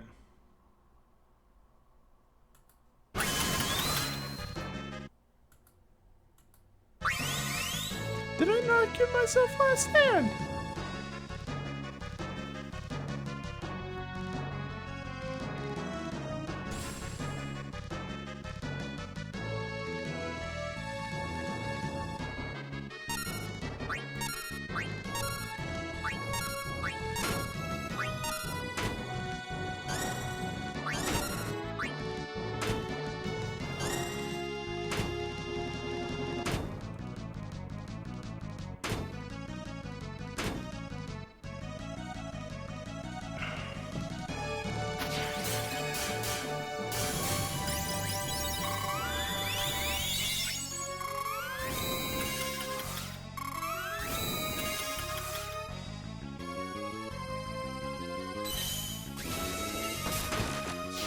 Try this again.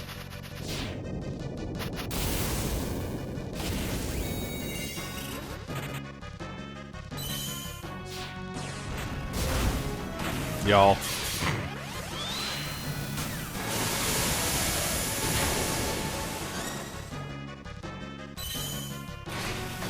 And I'm making a team of NPCs called the Jeff for your D&D campaign. I mean, go for it. Make sure you understand the rules of what you are embarking in there. They need to be the most generic motherfuckers.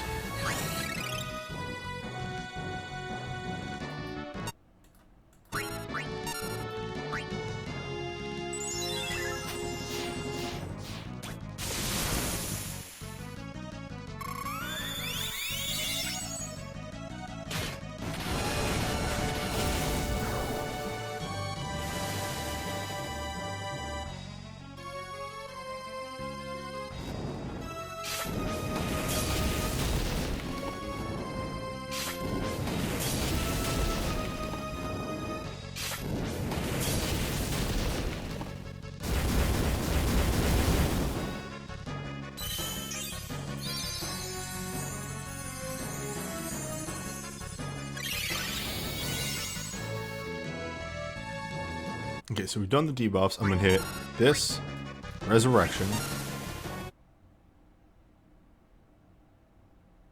Oh wait, that's Pinello. Wait, no, Pinello, yeah. Well, anyway.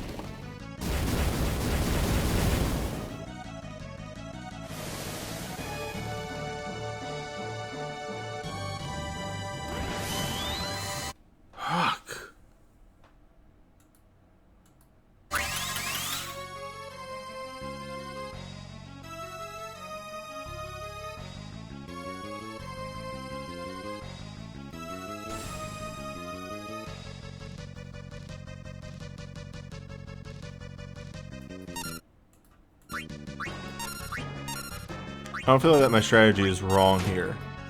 I just need somebody to not get fucking hit by slow. It's really goofing up a lot of this strategy.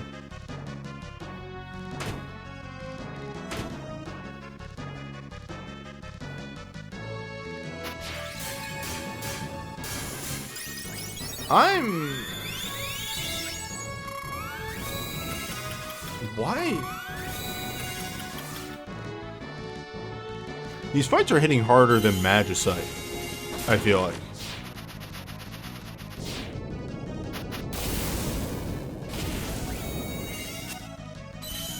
Then again, I guess I am approaching it with, like, not top of the line, best out of, you know, these are the goodest sort of things.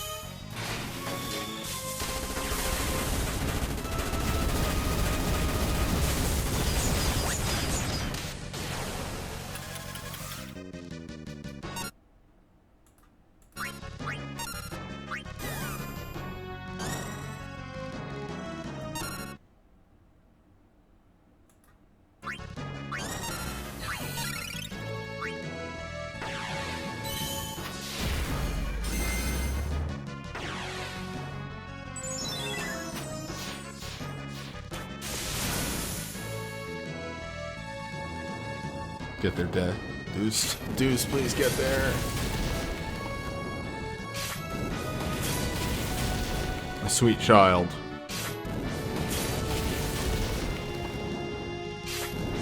Look how hard Bartz is working.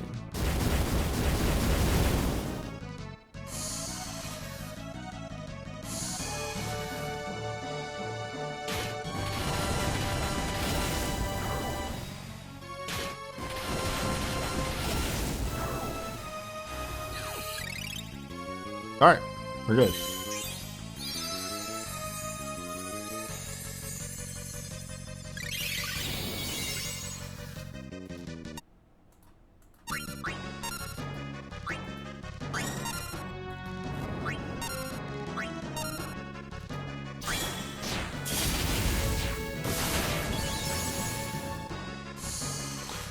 Why did you bring a physical team to a counter-protect boss?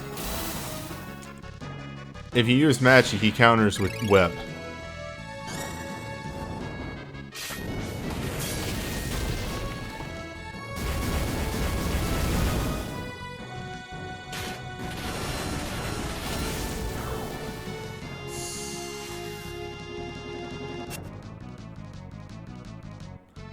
Though I guess what we're learning is that confuses way less of a problem than the slow.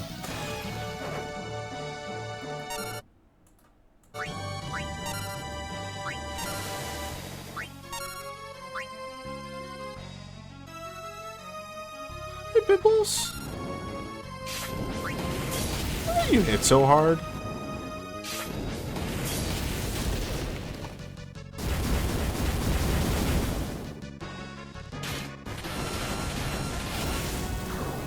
Is it a joke?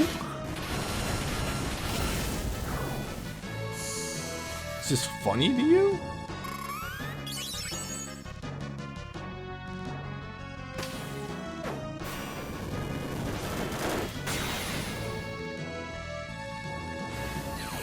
Am I some sort of clown?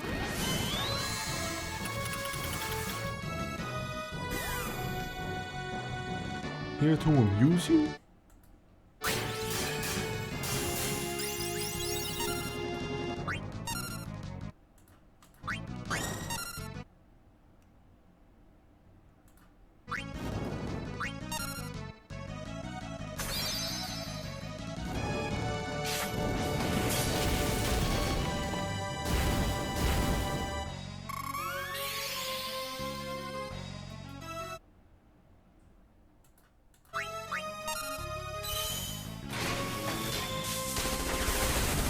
Now the fun part is I do not remember what this other soul break I have on Pinello is. But I know it's instant. And I know that I clicked the wrong one.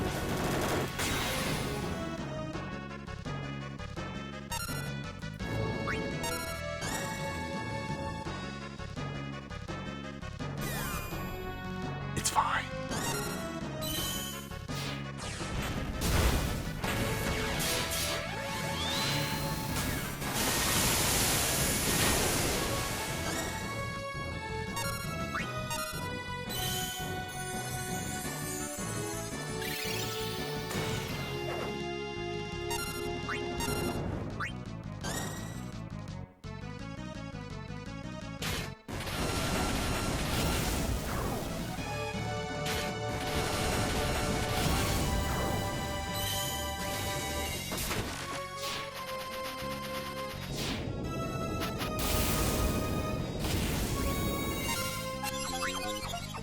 Sure. What's confuse resist?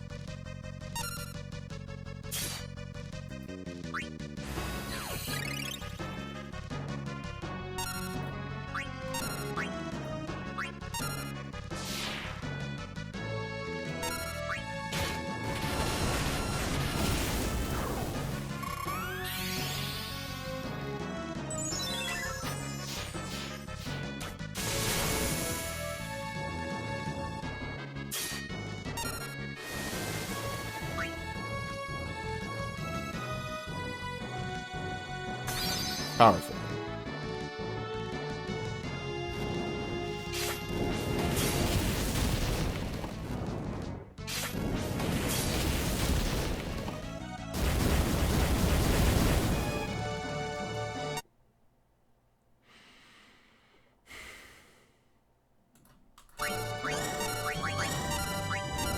Motherfucker. That is a hard cast. Healer. Ultra.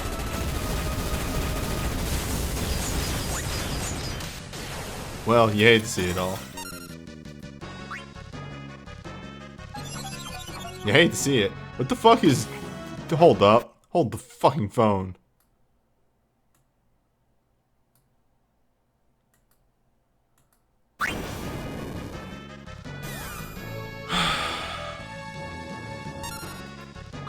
Well.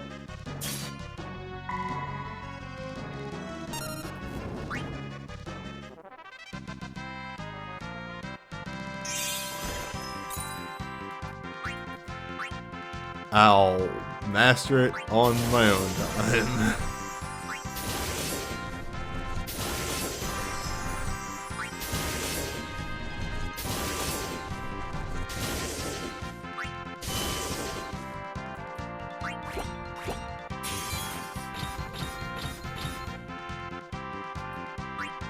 On a scale of love to hate, how are you feeling about that one?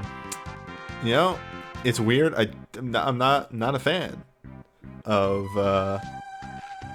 let's go to the numbers.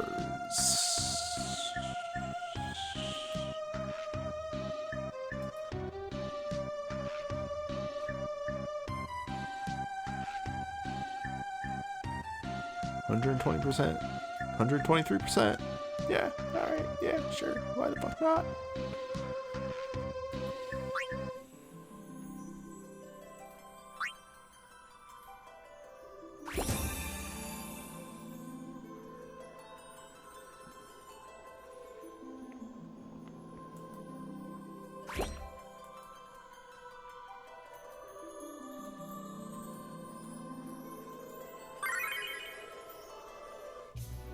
Hey. Hey. Some things have occurred. This fight's fucking sucked. Byblos was fine to an extent, honestly. Really Atomos, yeah. Yeah, like, if you walked into Byblos with actually what they were intending you to use,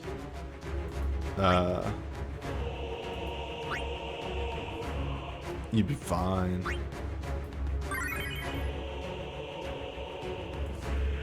How's Wizard Eyes looking? Wizard Eyes are looking in a moment.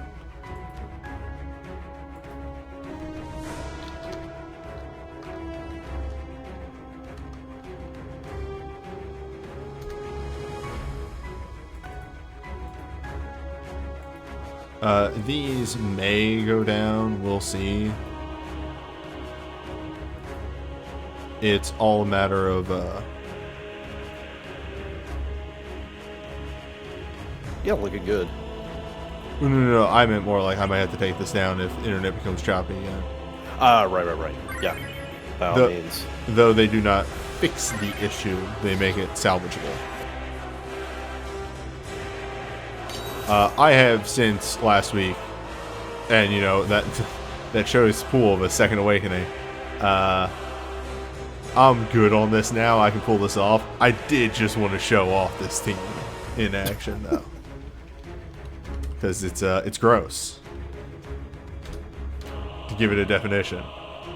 Yeah, I'm looking at that best time. This looks like it's absolutely going to be a victory lap. That best time was a chance. Like I can't remember exactly how the stars aligned to pull that off. But they did. Hey, win's a win.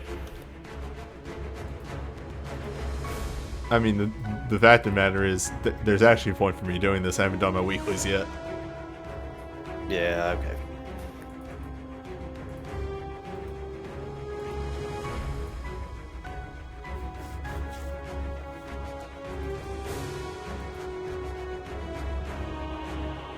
Oh, you'll get to fully experience the Historia crystals this way, too. Oh, you finished leveling those up to your liking? Yep. This one is level 80, so. Ooh. That is, again, I believe, me personally, the the cutoff. Anything more than level 80 is not necessary. I mean, like, it's good later, eventually. At the beginning, that level 80 is you're good. You can stop.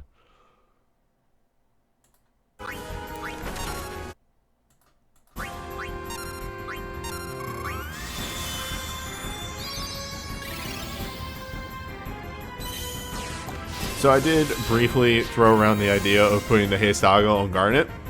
Then I realized that Garnet doesn't have 5-star White Mage. Yeah, it's... it is kind of one of those things where, like, it feels like she should have it, but...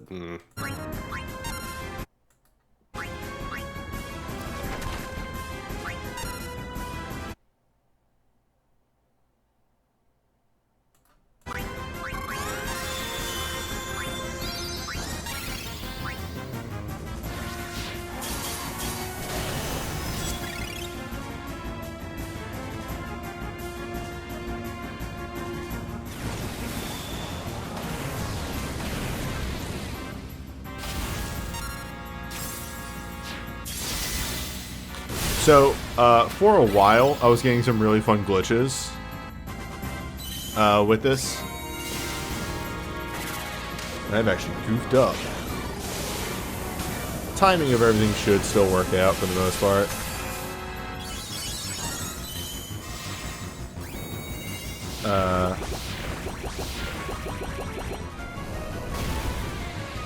But for a bit,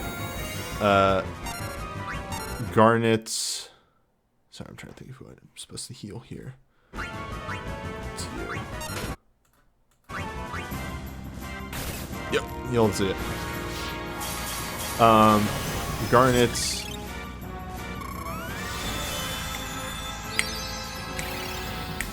It's like right there. It's right fucking there.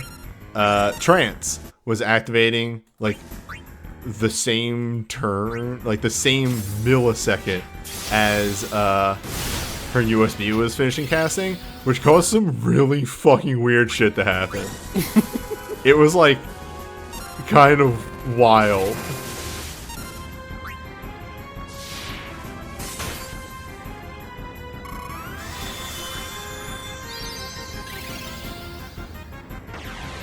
How would you rate this glitch on a scale of emulator to actual product?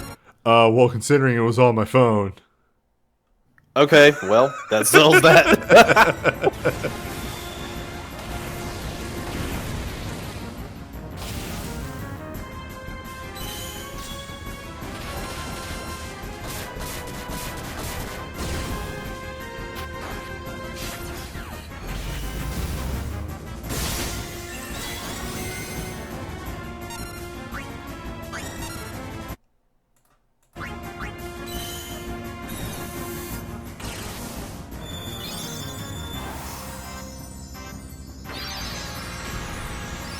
Time to engage the powerful super mode.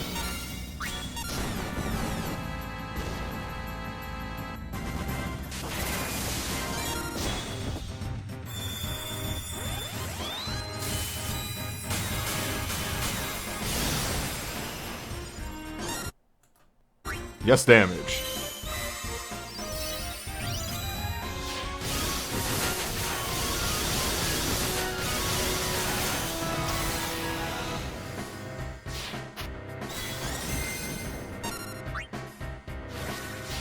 He will not see the end of this chain, by the way.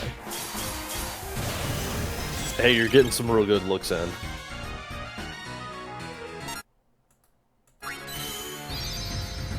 Angel Snack, by the way, is here just as a fucking bonus. That's a treat for me.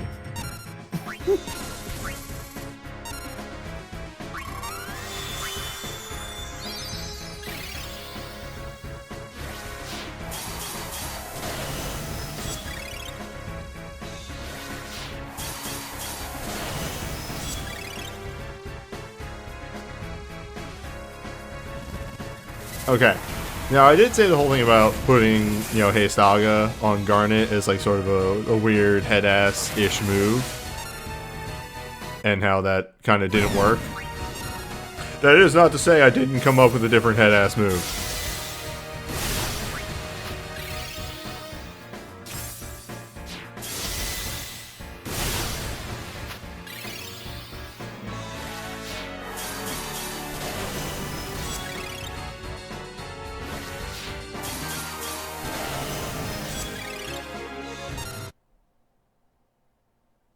Yeah, we got turns. By the way, Historic Burst, Cast 1 is here. We might not see it. We may not see the necessity of it.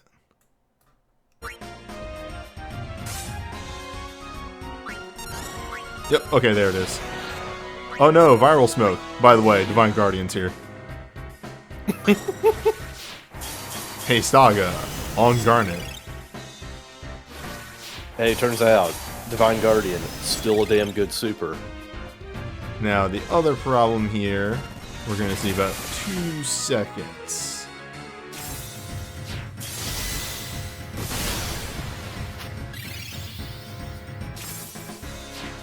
I mean, this is probably one of the really good things about Torments, is that...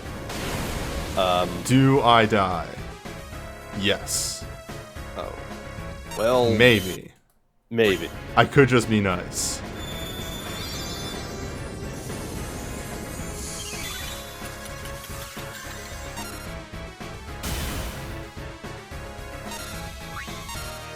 You know, like, again, one of the great things about Torments is that you can just rummage around in your closet and find these really old supers that you haven't used in a while, but you can just dust them off, and they'll do wonders in here.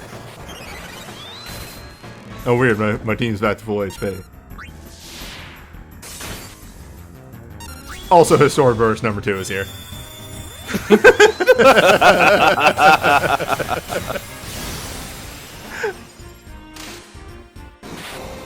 Yeah, good finisher. So that was mainly, you know, emulator input mishaps. Because I have a way of that is, like, more or less guaranteed. But yeah, like, whatever. We got there.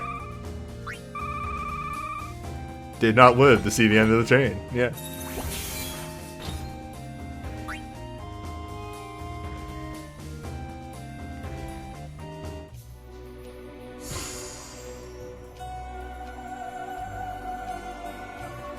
So they actually, after the first week, immediately switched up the way that the dailies work, or the weeklies.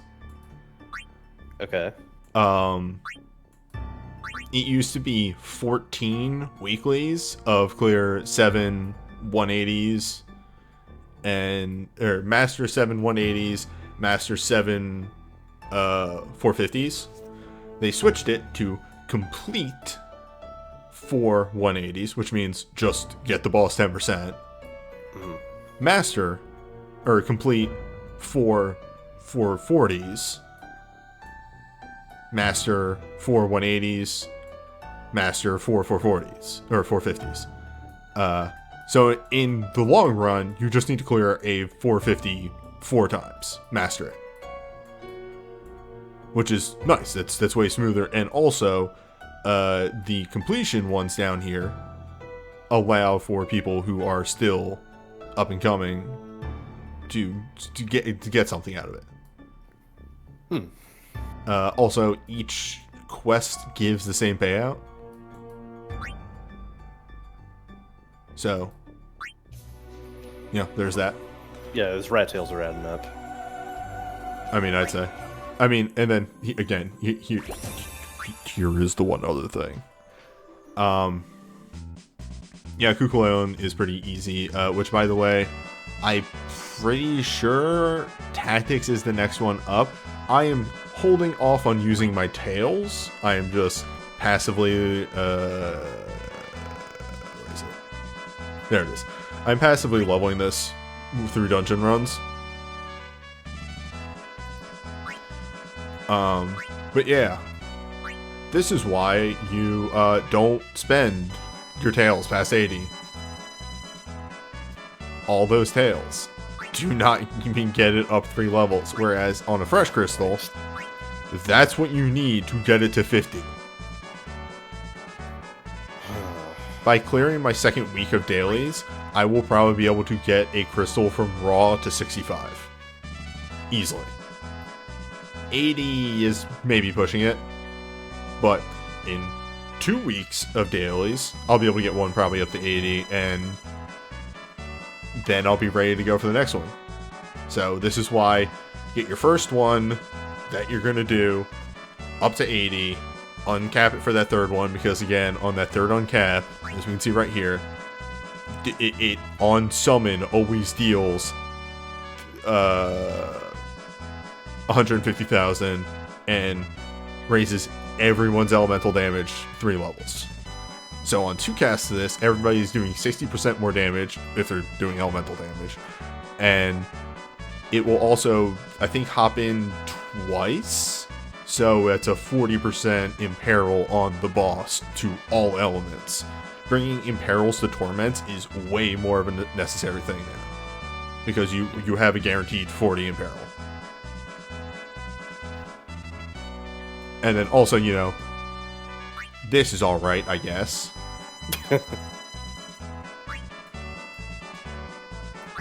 Surging power 15. Like, look at the gains. Getting it to 80 is a 15 on this, and then it's 1 level.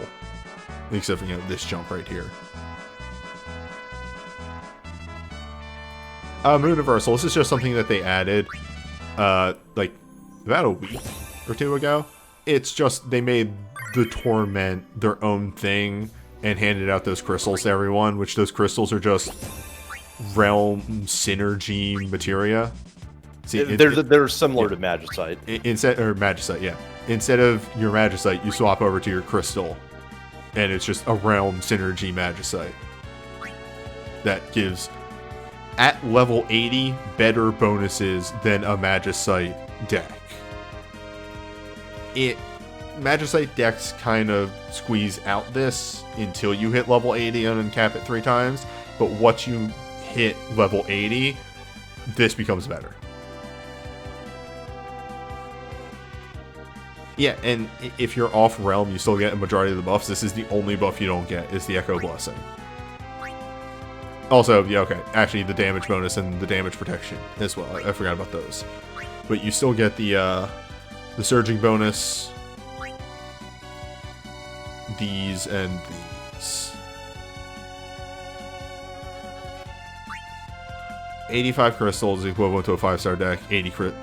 65 crystals is equivalent to a 5-star. 80 is equivalent to a 6-star. So yeah, there you go. The only thing is that these help zero in Magicite fights. These are mainly because, and we'll just hop over there before we get over to the banner review. It is the little bit of catch up to allow people to finally clear Torments all the way, because this is 2-year-old content at this point about. And also it does help with dreams. I have a couple of dreams I actually need to clear. I need to do the 5, the 6. There was another one, 13, because a lot of these, when they're adding them into here, this is after the refresh that they did on these, the rework. Yeah, we got 1 of each now. Actually, there's no tactics 1. Either way.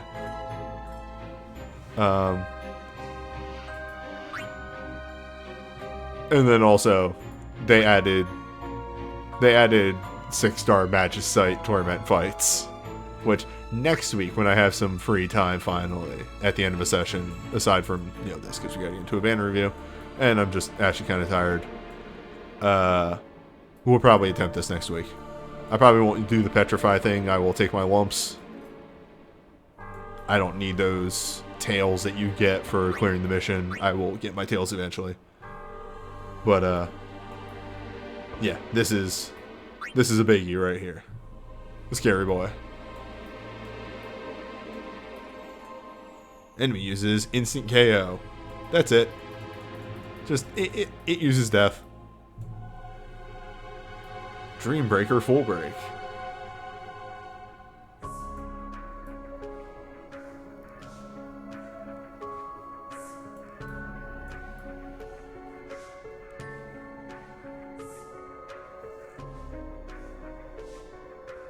Oh, it even has Dream Breaker, Memory End.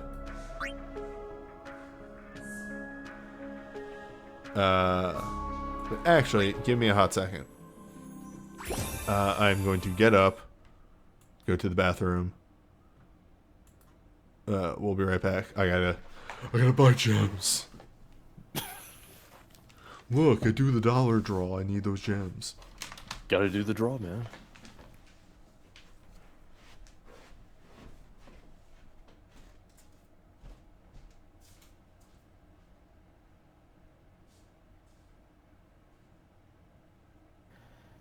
Yeah, Dream Breakers, from my understanding, like they really wanted to make sure that you're not just skipping over phases, so they just make you sit tight for 7 seconds. And then everyone's just like, well, bring Tyro OSB because that is a hard counter to the full breakdown.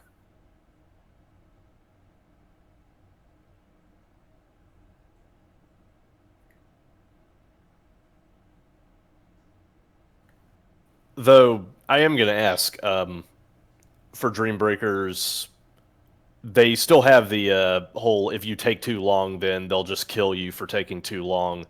Does that conflict with the phase transition stuff in any way?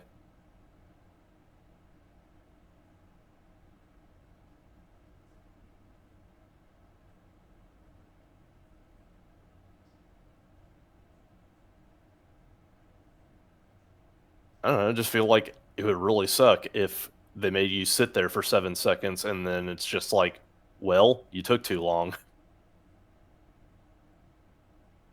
Okay, it's into the script. Same as Torments. Gotcha.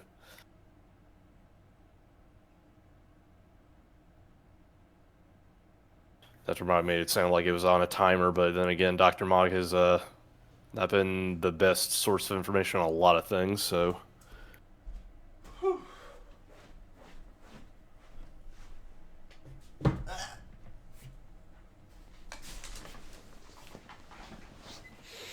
I did not just almost fall over onto my desk.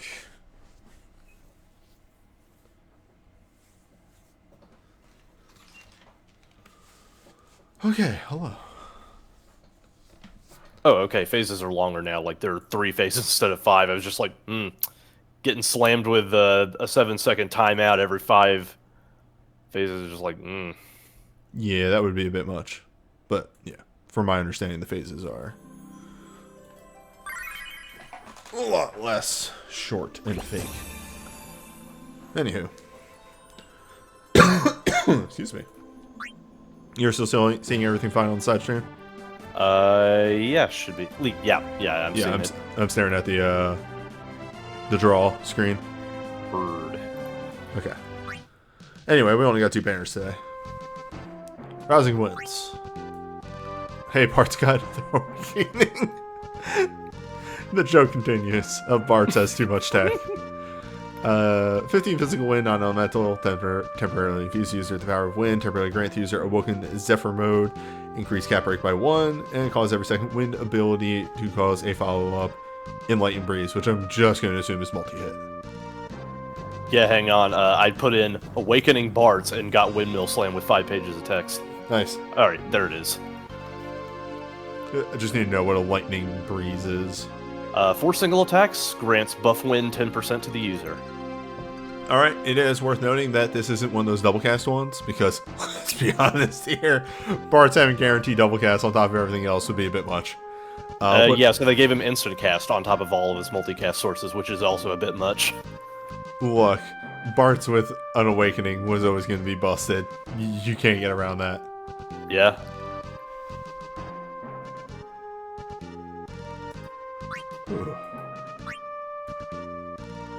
Ferris Awakening.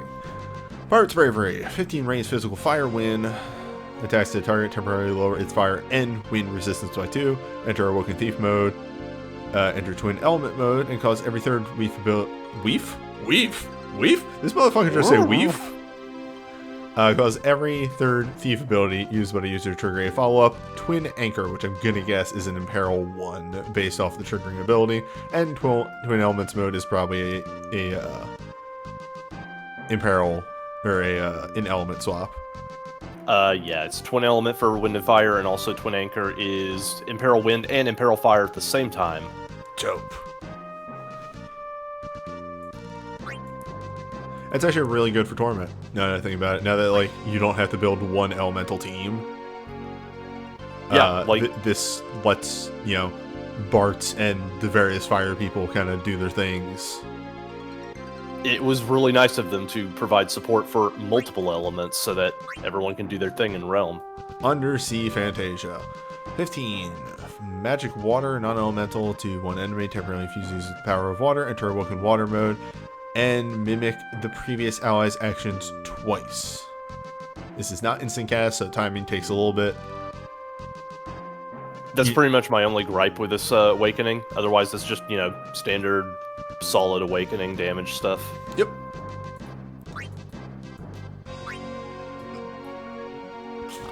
Oh, excuse me. Instant restore a very large amount of HP to all allies, raise KO'd allies, restore large amounts of HP to them, grant all allies last stand a shield, and haste. Shield there is the double blink. It triggers off of either mirror image or magic blink, like magical or physical attacks. Awoken Love mode is unlimited white magic abilities. Reduce the delay of the white magic abilities and cause white magic abilities to trigger a chaser medica based on rank.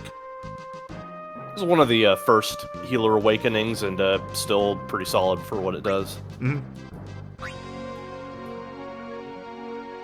Secret Revelation. It is the mage water chain. Yeah, Go-Go's a buff. Dearest Friends is the FF4-5 chain.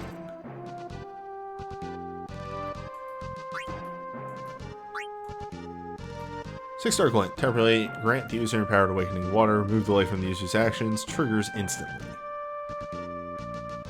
Which is, combo Glint. It's good.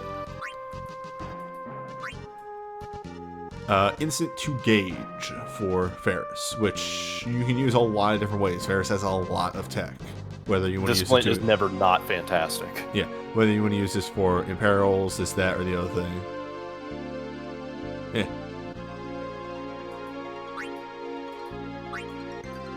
Empowered infusion water and mimics the previous action. Triggers instantly. I love this one. Spend 2 bars to get a free move and an empowered infusion. Like, this is how you use Mimic. You just make it instant cast. It is a reactionary thing. Did I say 2 bars? I meant 1 bar. 1 bar, yeah. Cloud of Dust, Empowered Infusion, Earth, and reduce the light for 2 turns, because Corral is kind of that Earth Fire in the same way Gloof is. Mm-hmm.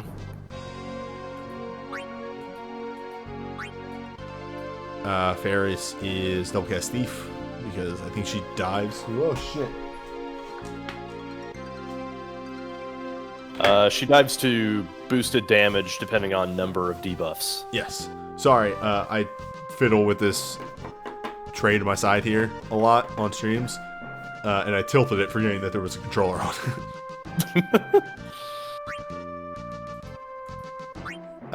Ferris starts in wind because she does wind fire, but she's more wind. She's fire there because of thief typing, more than anything. Go-Go gets a more water damage when a rod is equipped. They double cast water on dive, so right. Good. Just a damage source. Begin the battle in Earthed, which is also fine. I love that the Minerva, I don't actually know how to say this second word because I know it's a French word. It's not just bustier. Bustier. Bustier? I think so. That sounds about right. I love that this looks different in every fucking game. They never draw it the same way. Oh, is that the end? That was the end. Yeah, alright. Solid banner. Yeah. Good good 5 tech is where my brain meant to go. But I said wind instead. There's good wind tech on here too. But yeah, good 5 tech across the board. Again, I feel like pools are going to change now that the Torment 3.0, Dreambreaker, whatever you want to call Dream Breakers now exist. People are going to try and strengthen their realms specifically instead of looking for only elements. Which yeah. But Fest is happening soon. I mean, I'm totally down for a shift in perspective, even though I kind of like this was a long time coming. Hey, they added something to the game that wasn't element based. Yeah. It has elements connected to it, but it's not elements only. Which you'll love to see it, finally. You do. Like, wait, hold up. That's not right. Oh. Wait, did we start on Banner 2? We started on Banner 2. Holy shit. Holy shit. It was so far down there. It was so far down there. I didn't even fucking realize it. By the way, on that note, like, yeah, like, fucking, we're on 6 on the countdown. We're gonna do a Banner review at some point this week. But yeah, holy shit, that was real far down there. I was like, there's a lot of old items on this. It's kind of weird for a new Banner. Anyway. Okay, excess things. Sync. Deal 15 magic or white magic. Dark Holy, non-elemental to one target. Temporarily grant the user sync mode. Grant the user twin element mode 3. Grant the user Ravenous Void mode. Ravenous Void mode causes every third dark or holy ability used by the user to trigger a follow-up Space Debris and removes his Void mode. The attack type of Space Debris... Hold up.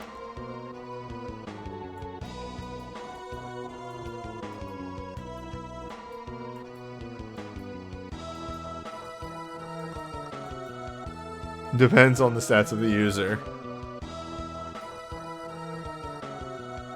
Okay, so while I read these, don't look up what that chaser does. Deals 6 magic dark non-elemental to an enemy, increase the damage of the user's dark magic abilities moderately for 1 turn, and then deal 6. So it's a very it's a split. It's a dark white move, even down to the commands. What does Space Disorder do? Space Disorder is Space Debris 1 to 2 single attacks that are capped at, like, it's an overflow hit, followed by 5 single attacks if the user has dealt 240,001 damage during the status and then removes Ravenous Void mode. So 2 overflow hits followed by 5 single attacks. Neat. Also, Xdeath wears this pretty well because he's been a Sage for a while. They've been doing a good job keeping him up to date on both Holy and Darkness. Actually, do me a favor and look up Twin Element Mode 3. I want to just be 100% sure on this one real quick. That is Attached Dark 2 with stacking, or Holy 2 with stacking after using Dark Holy. It's a switch draw for Dark but only level 2. It starts with 2 and has stacking on it. Okay. That's fine.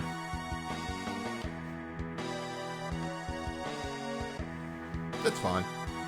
Because like, that's why I wanted you to look that up specifically, so I knew how much it gave. Because having a switch draw on this and this not being, if this was only one, like a base and element, this would be bad compared to other syncs. Because remember, syncs give you 3 stacks of an element base. Yeah, like this one starts with it just takes off of 1 charge for the house fee. Yeah, he pays a bit for being multi-element. Yeah. And it working. But yeah, this is fine. Yeah, like, I see nothing wrong with it. He can just do Dark and Holy and does it well. Mm-hmm.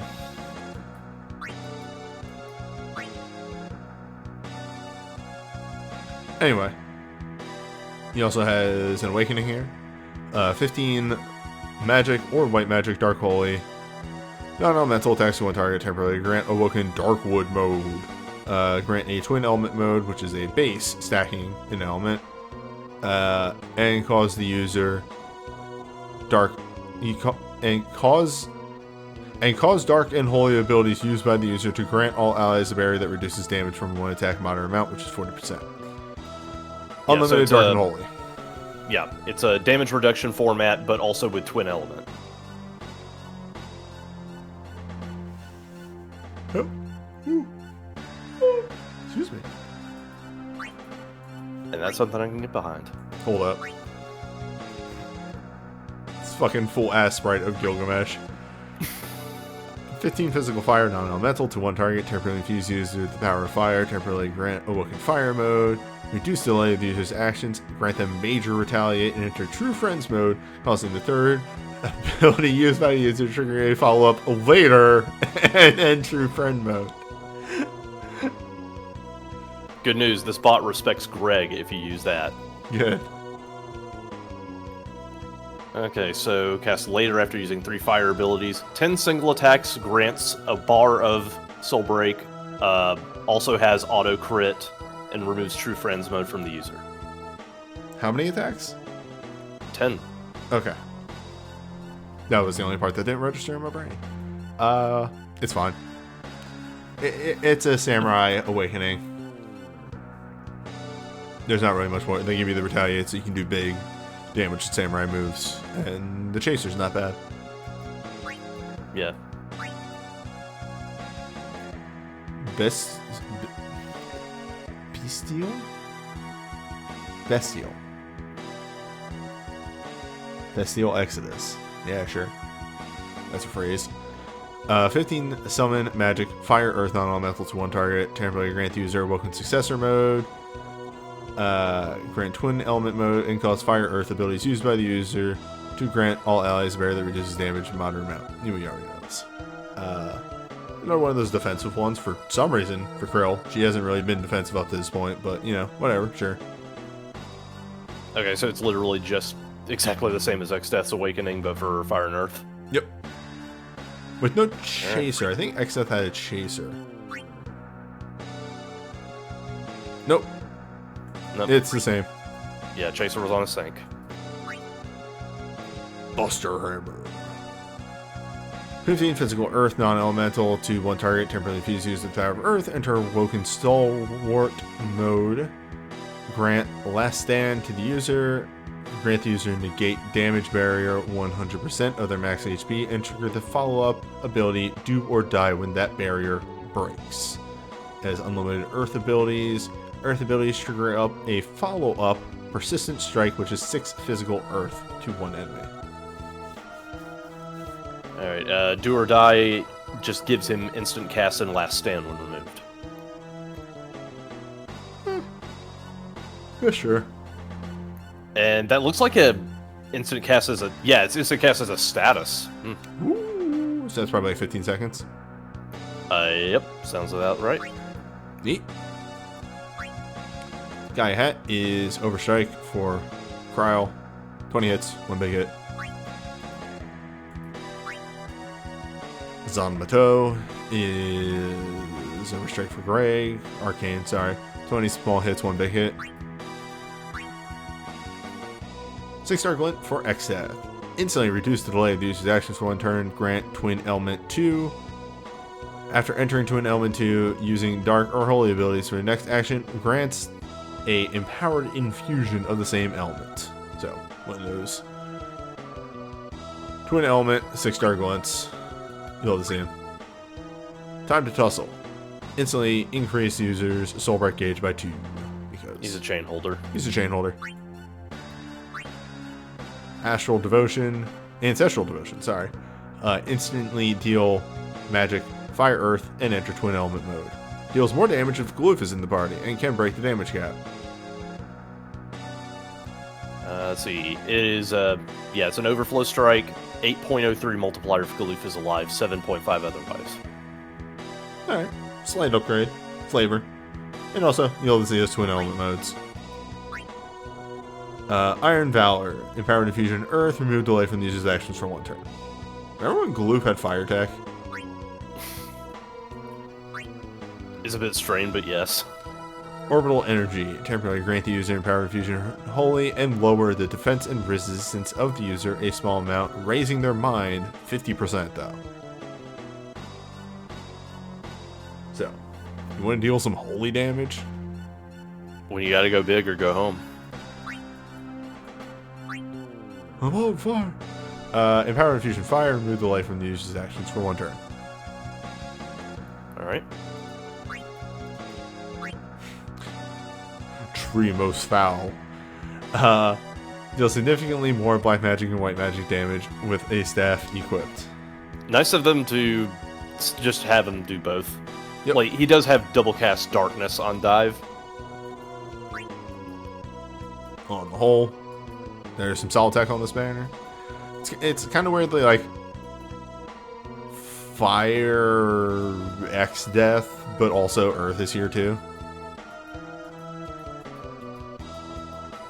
But also like a lot of defensive tech on this banner. Yeah, they love their damage reduction. Yeah.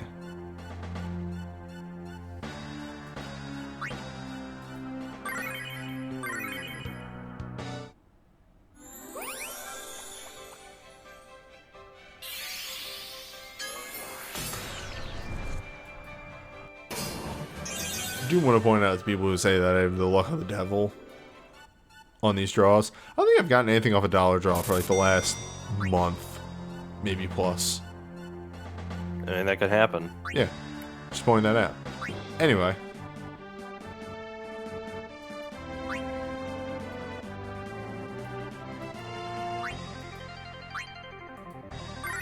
It's that time again. You know it, you love it.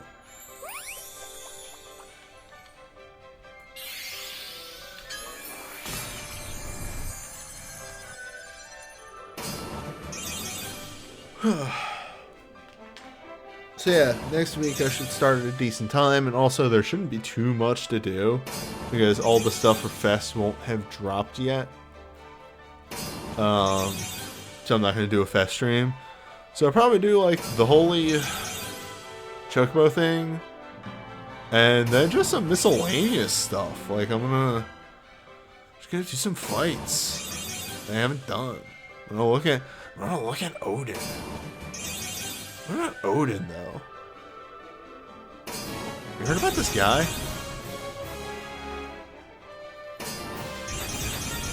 Huh?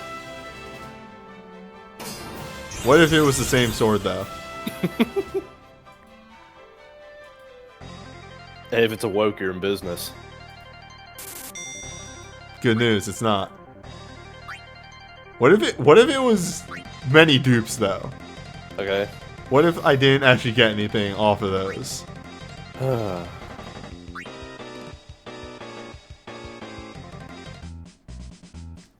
You remember when getting Zayzat's USP was only good because he was a plus-size sword?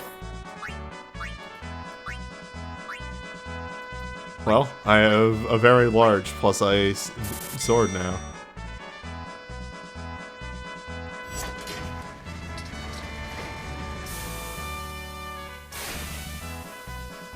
Look at that large sword. No. Tickets are reserved. Hey, you know, I might have too many swords. You think I have too many swords?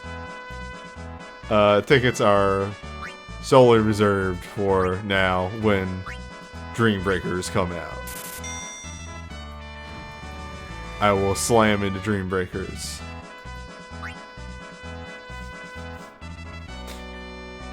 I mean, you missed an insane pull in the sense that I got like 2 of the same arcane dupe, which is kind of impressive when you think about it. Like, when you really think about it, getting 2 6-stars and then they're the same 6-star and they're also 6-stars that I already had is pretty impressive.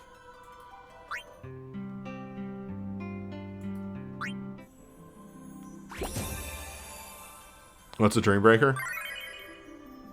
We'll peep it again. So, Torments, right? You have your Dream Fights now. Dream Fights being a 180 to 350. Oh, I was clicking. You have your Torment Dungeons, which is 240 to 450.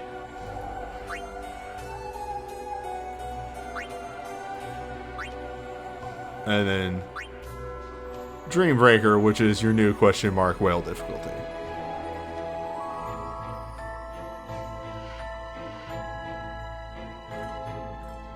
These are the 6-star Magicite of Torment Dungeons. The neat thing is that each time they release one of these, they will come with a new little dress figures. Dress records. Oh, yeah. Oh, you know what will be a good thing to do next week? What's that? That rant that I didn't do this week. So tune in next week for me getting angry about stuff, because that's gonna happen.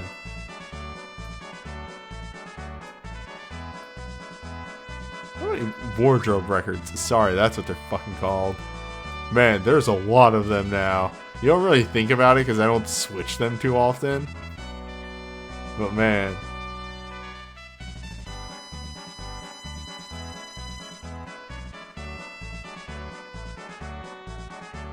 I love the one that I use. You can barely tell that I do use it, because the difference between the Kingdom Hearts one and Basic is so minor, but I love that, like, yeah, no, that's not Squall, that's Leon.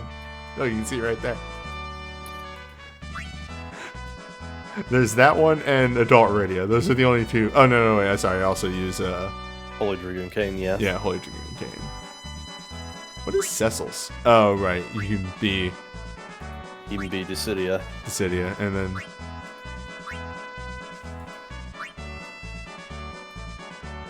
Riku is... yes. 10-2. I think she looks a lot better in 16-bit with that. Yeah, probably.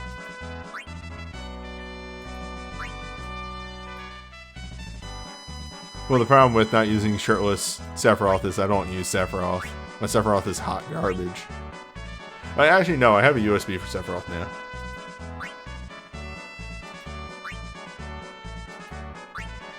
What if you used Evil Titus, though?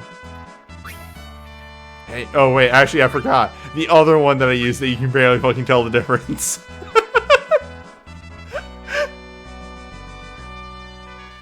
Yeah. That's my gimmick, is that I only use the ones that, like, you can't even tell.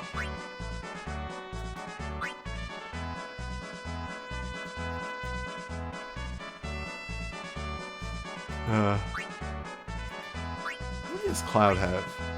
Alright, Kingdom Hearts Cloud. I could use Kingdom Hearts Cloud, but I feel like it's too different. It doesn't keep the gimmick going. I don't use Adult Palm Form. Maybe I should, because maybe I can actually tell the difference between the two.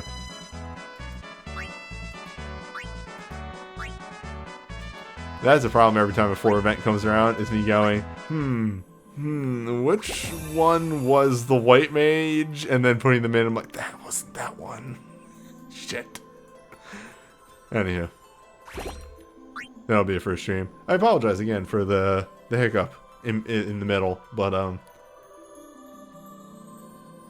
I appreciate for everyone for hanging out.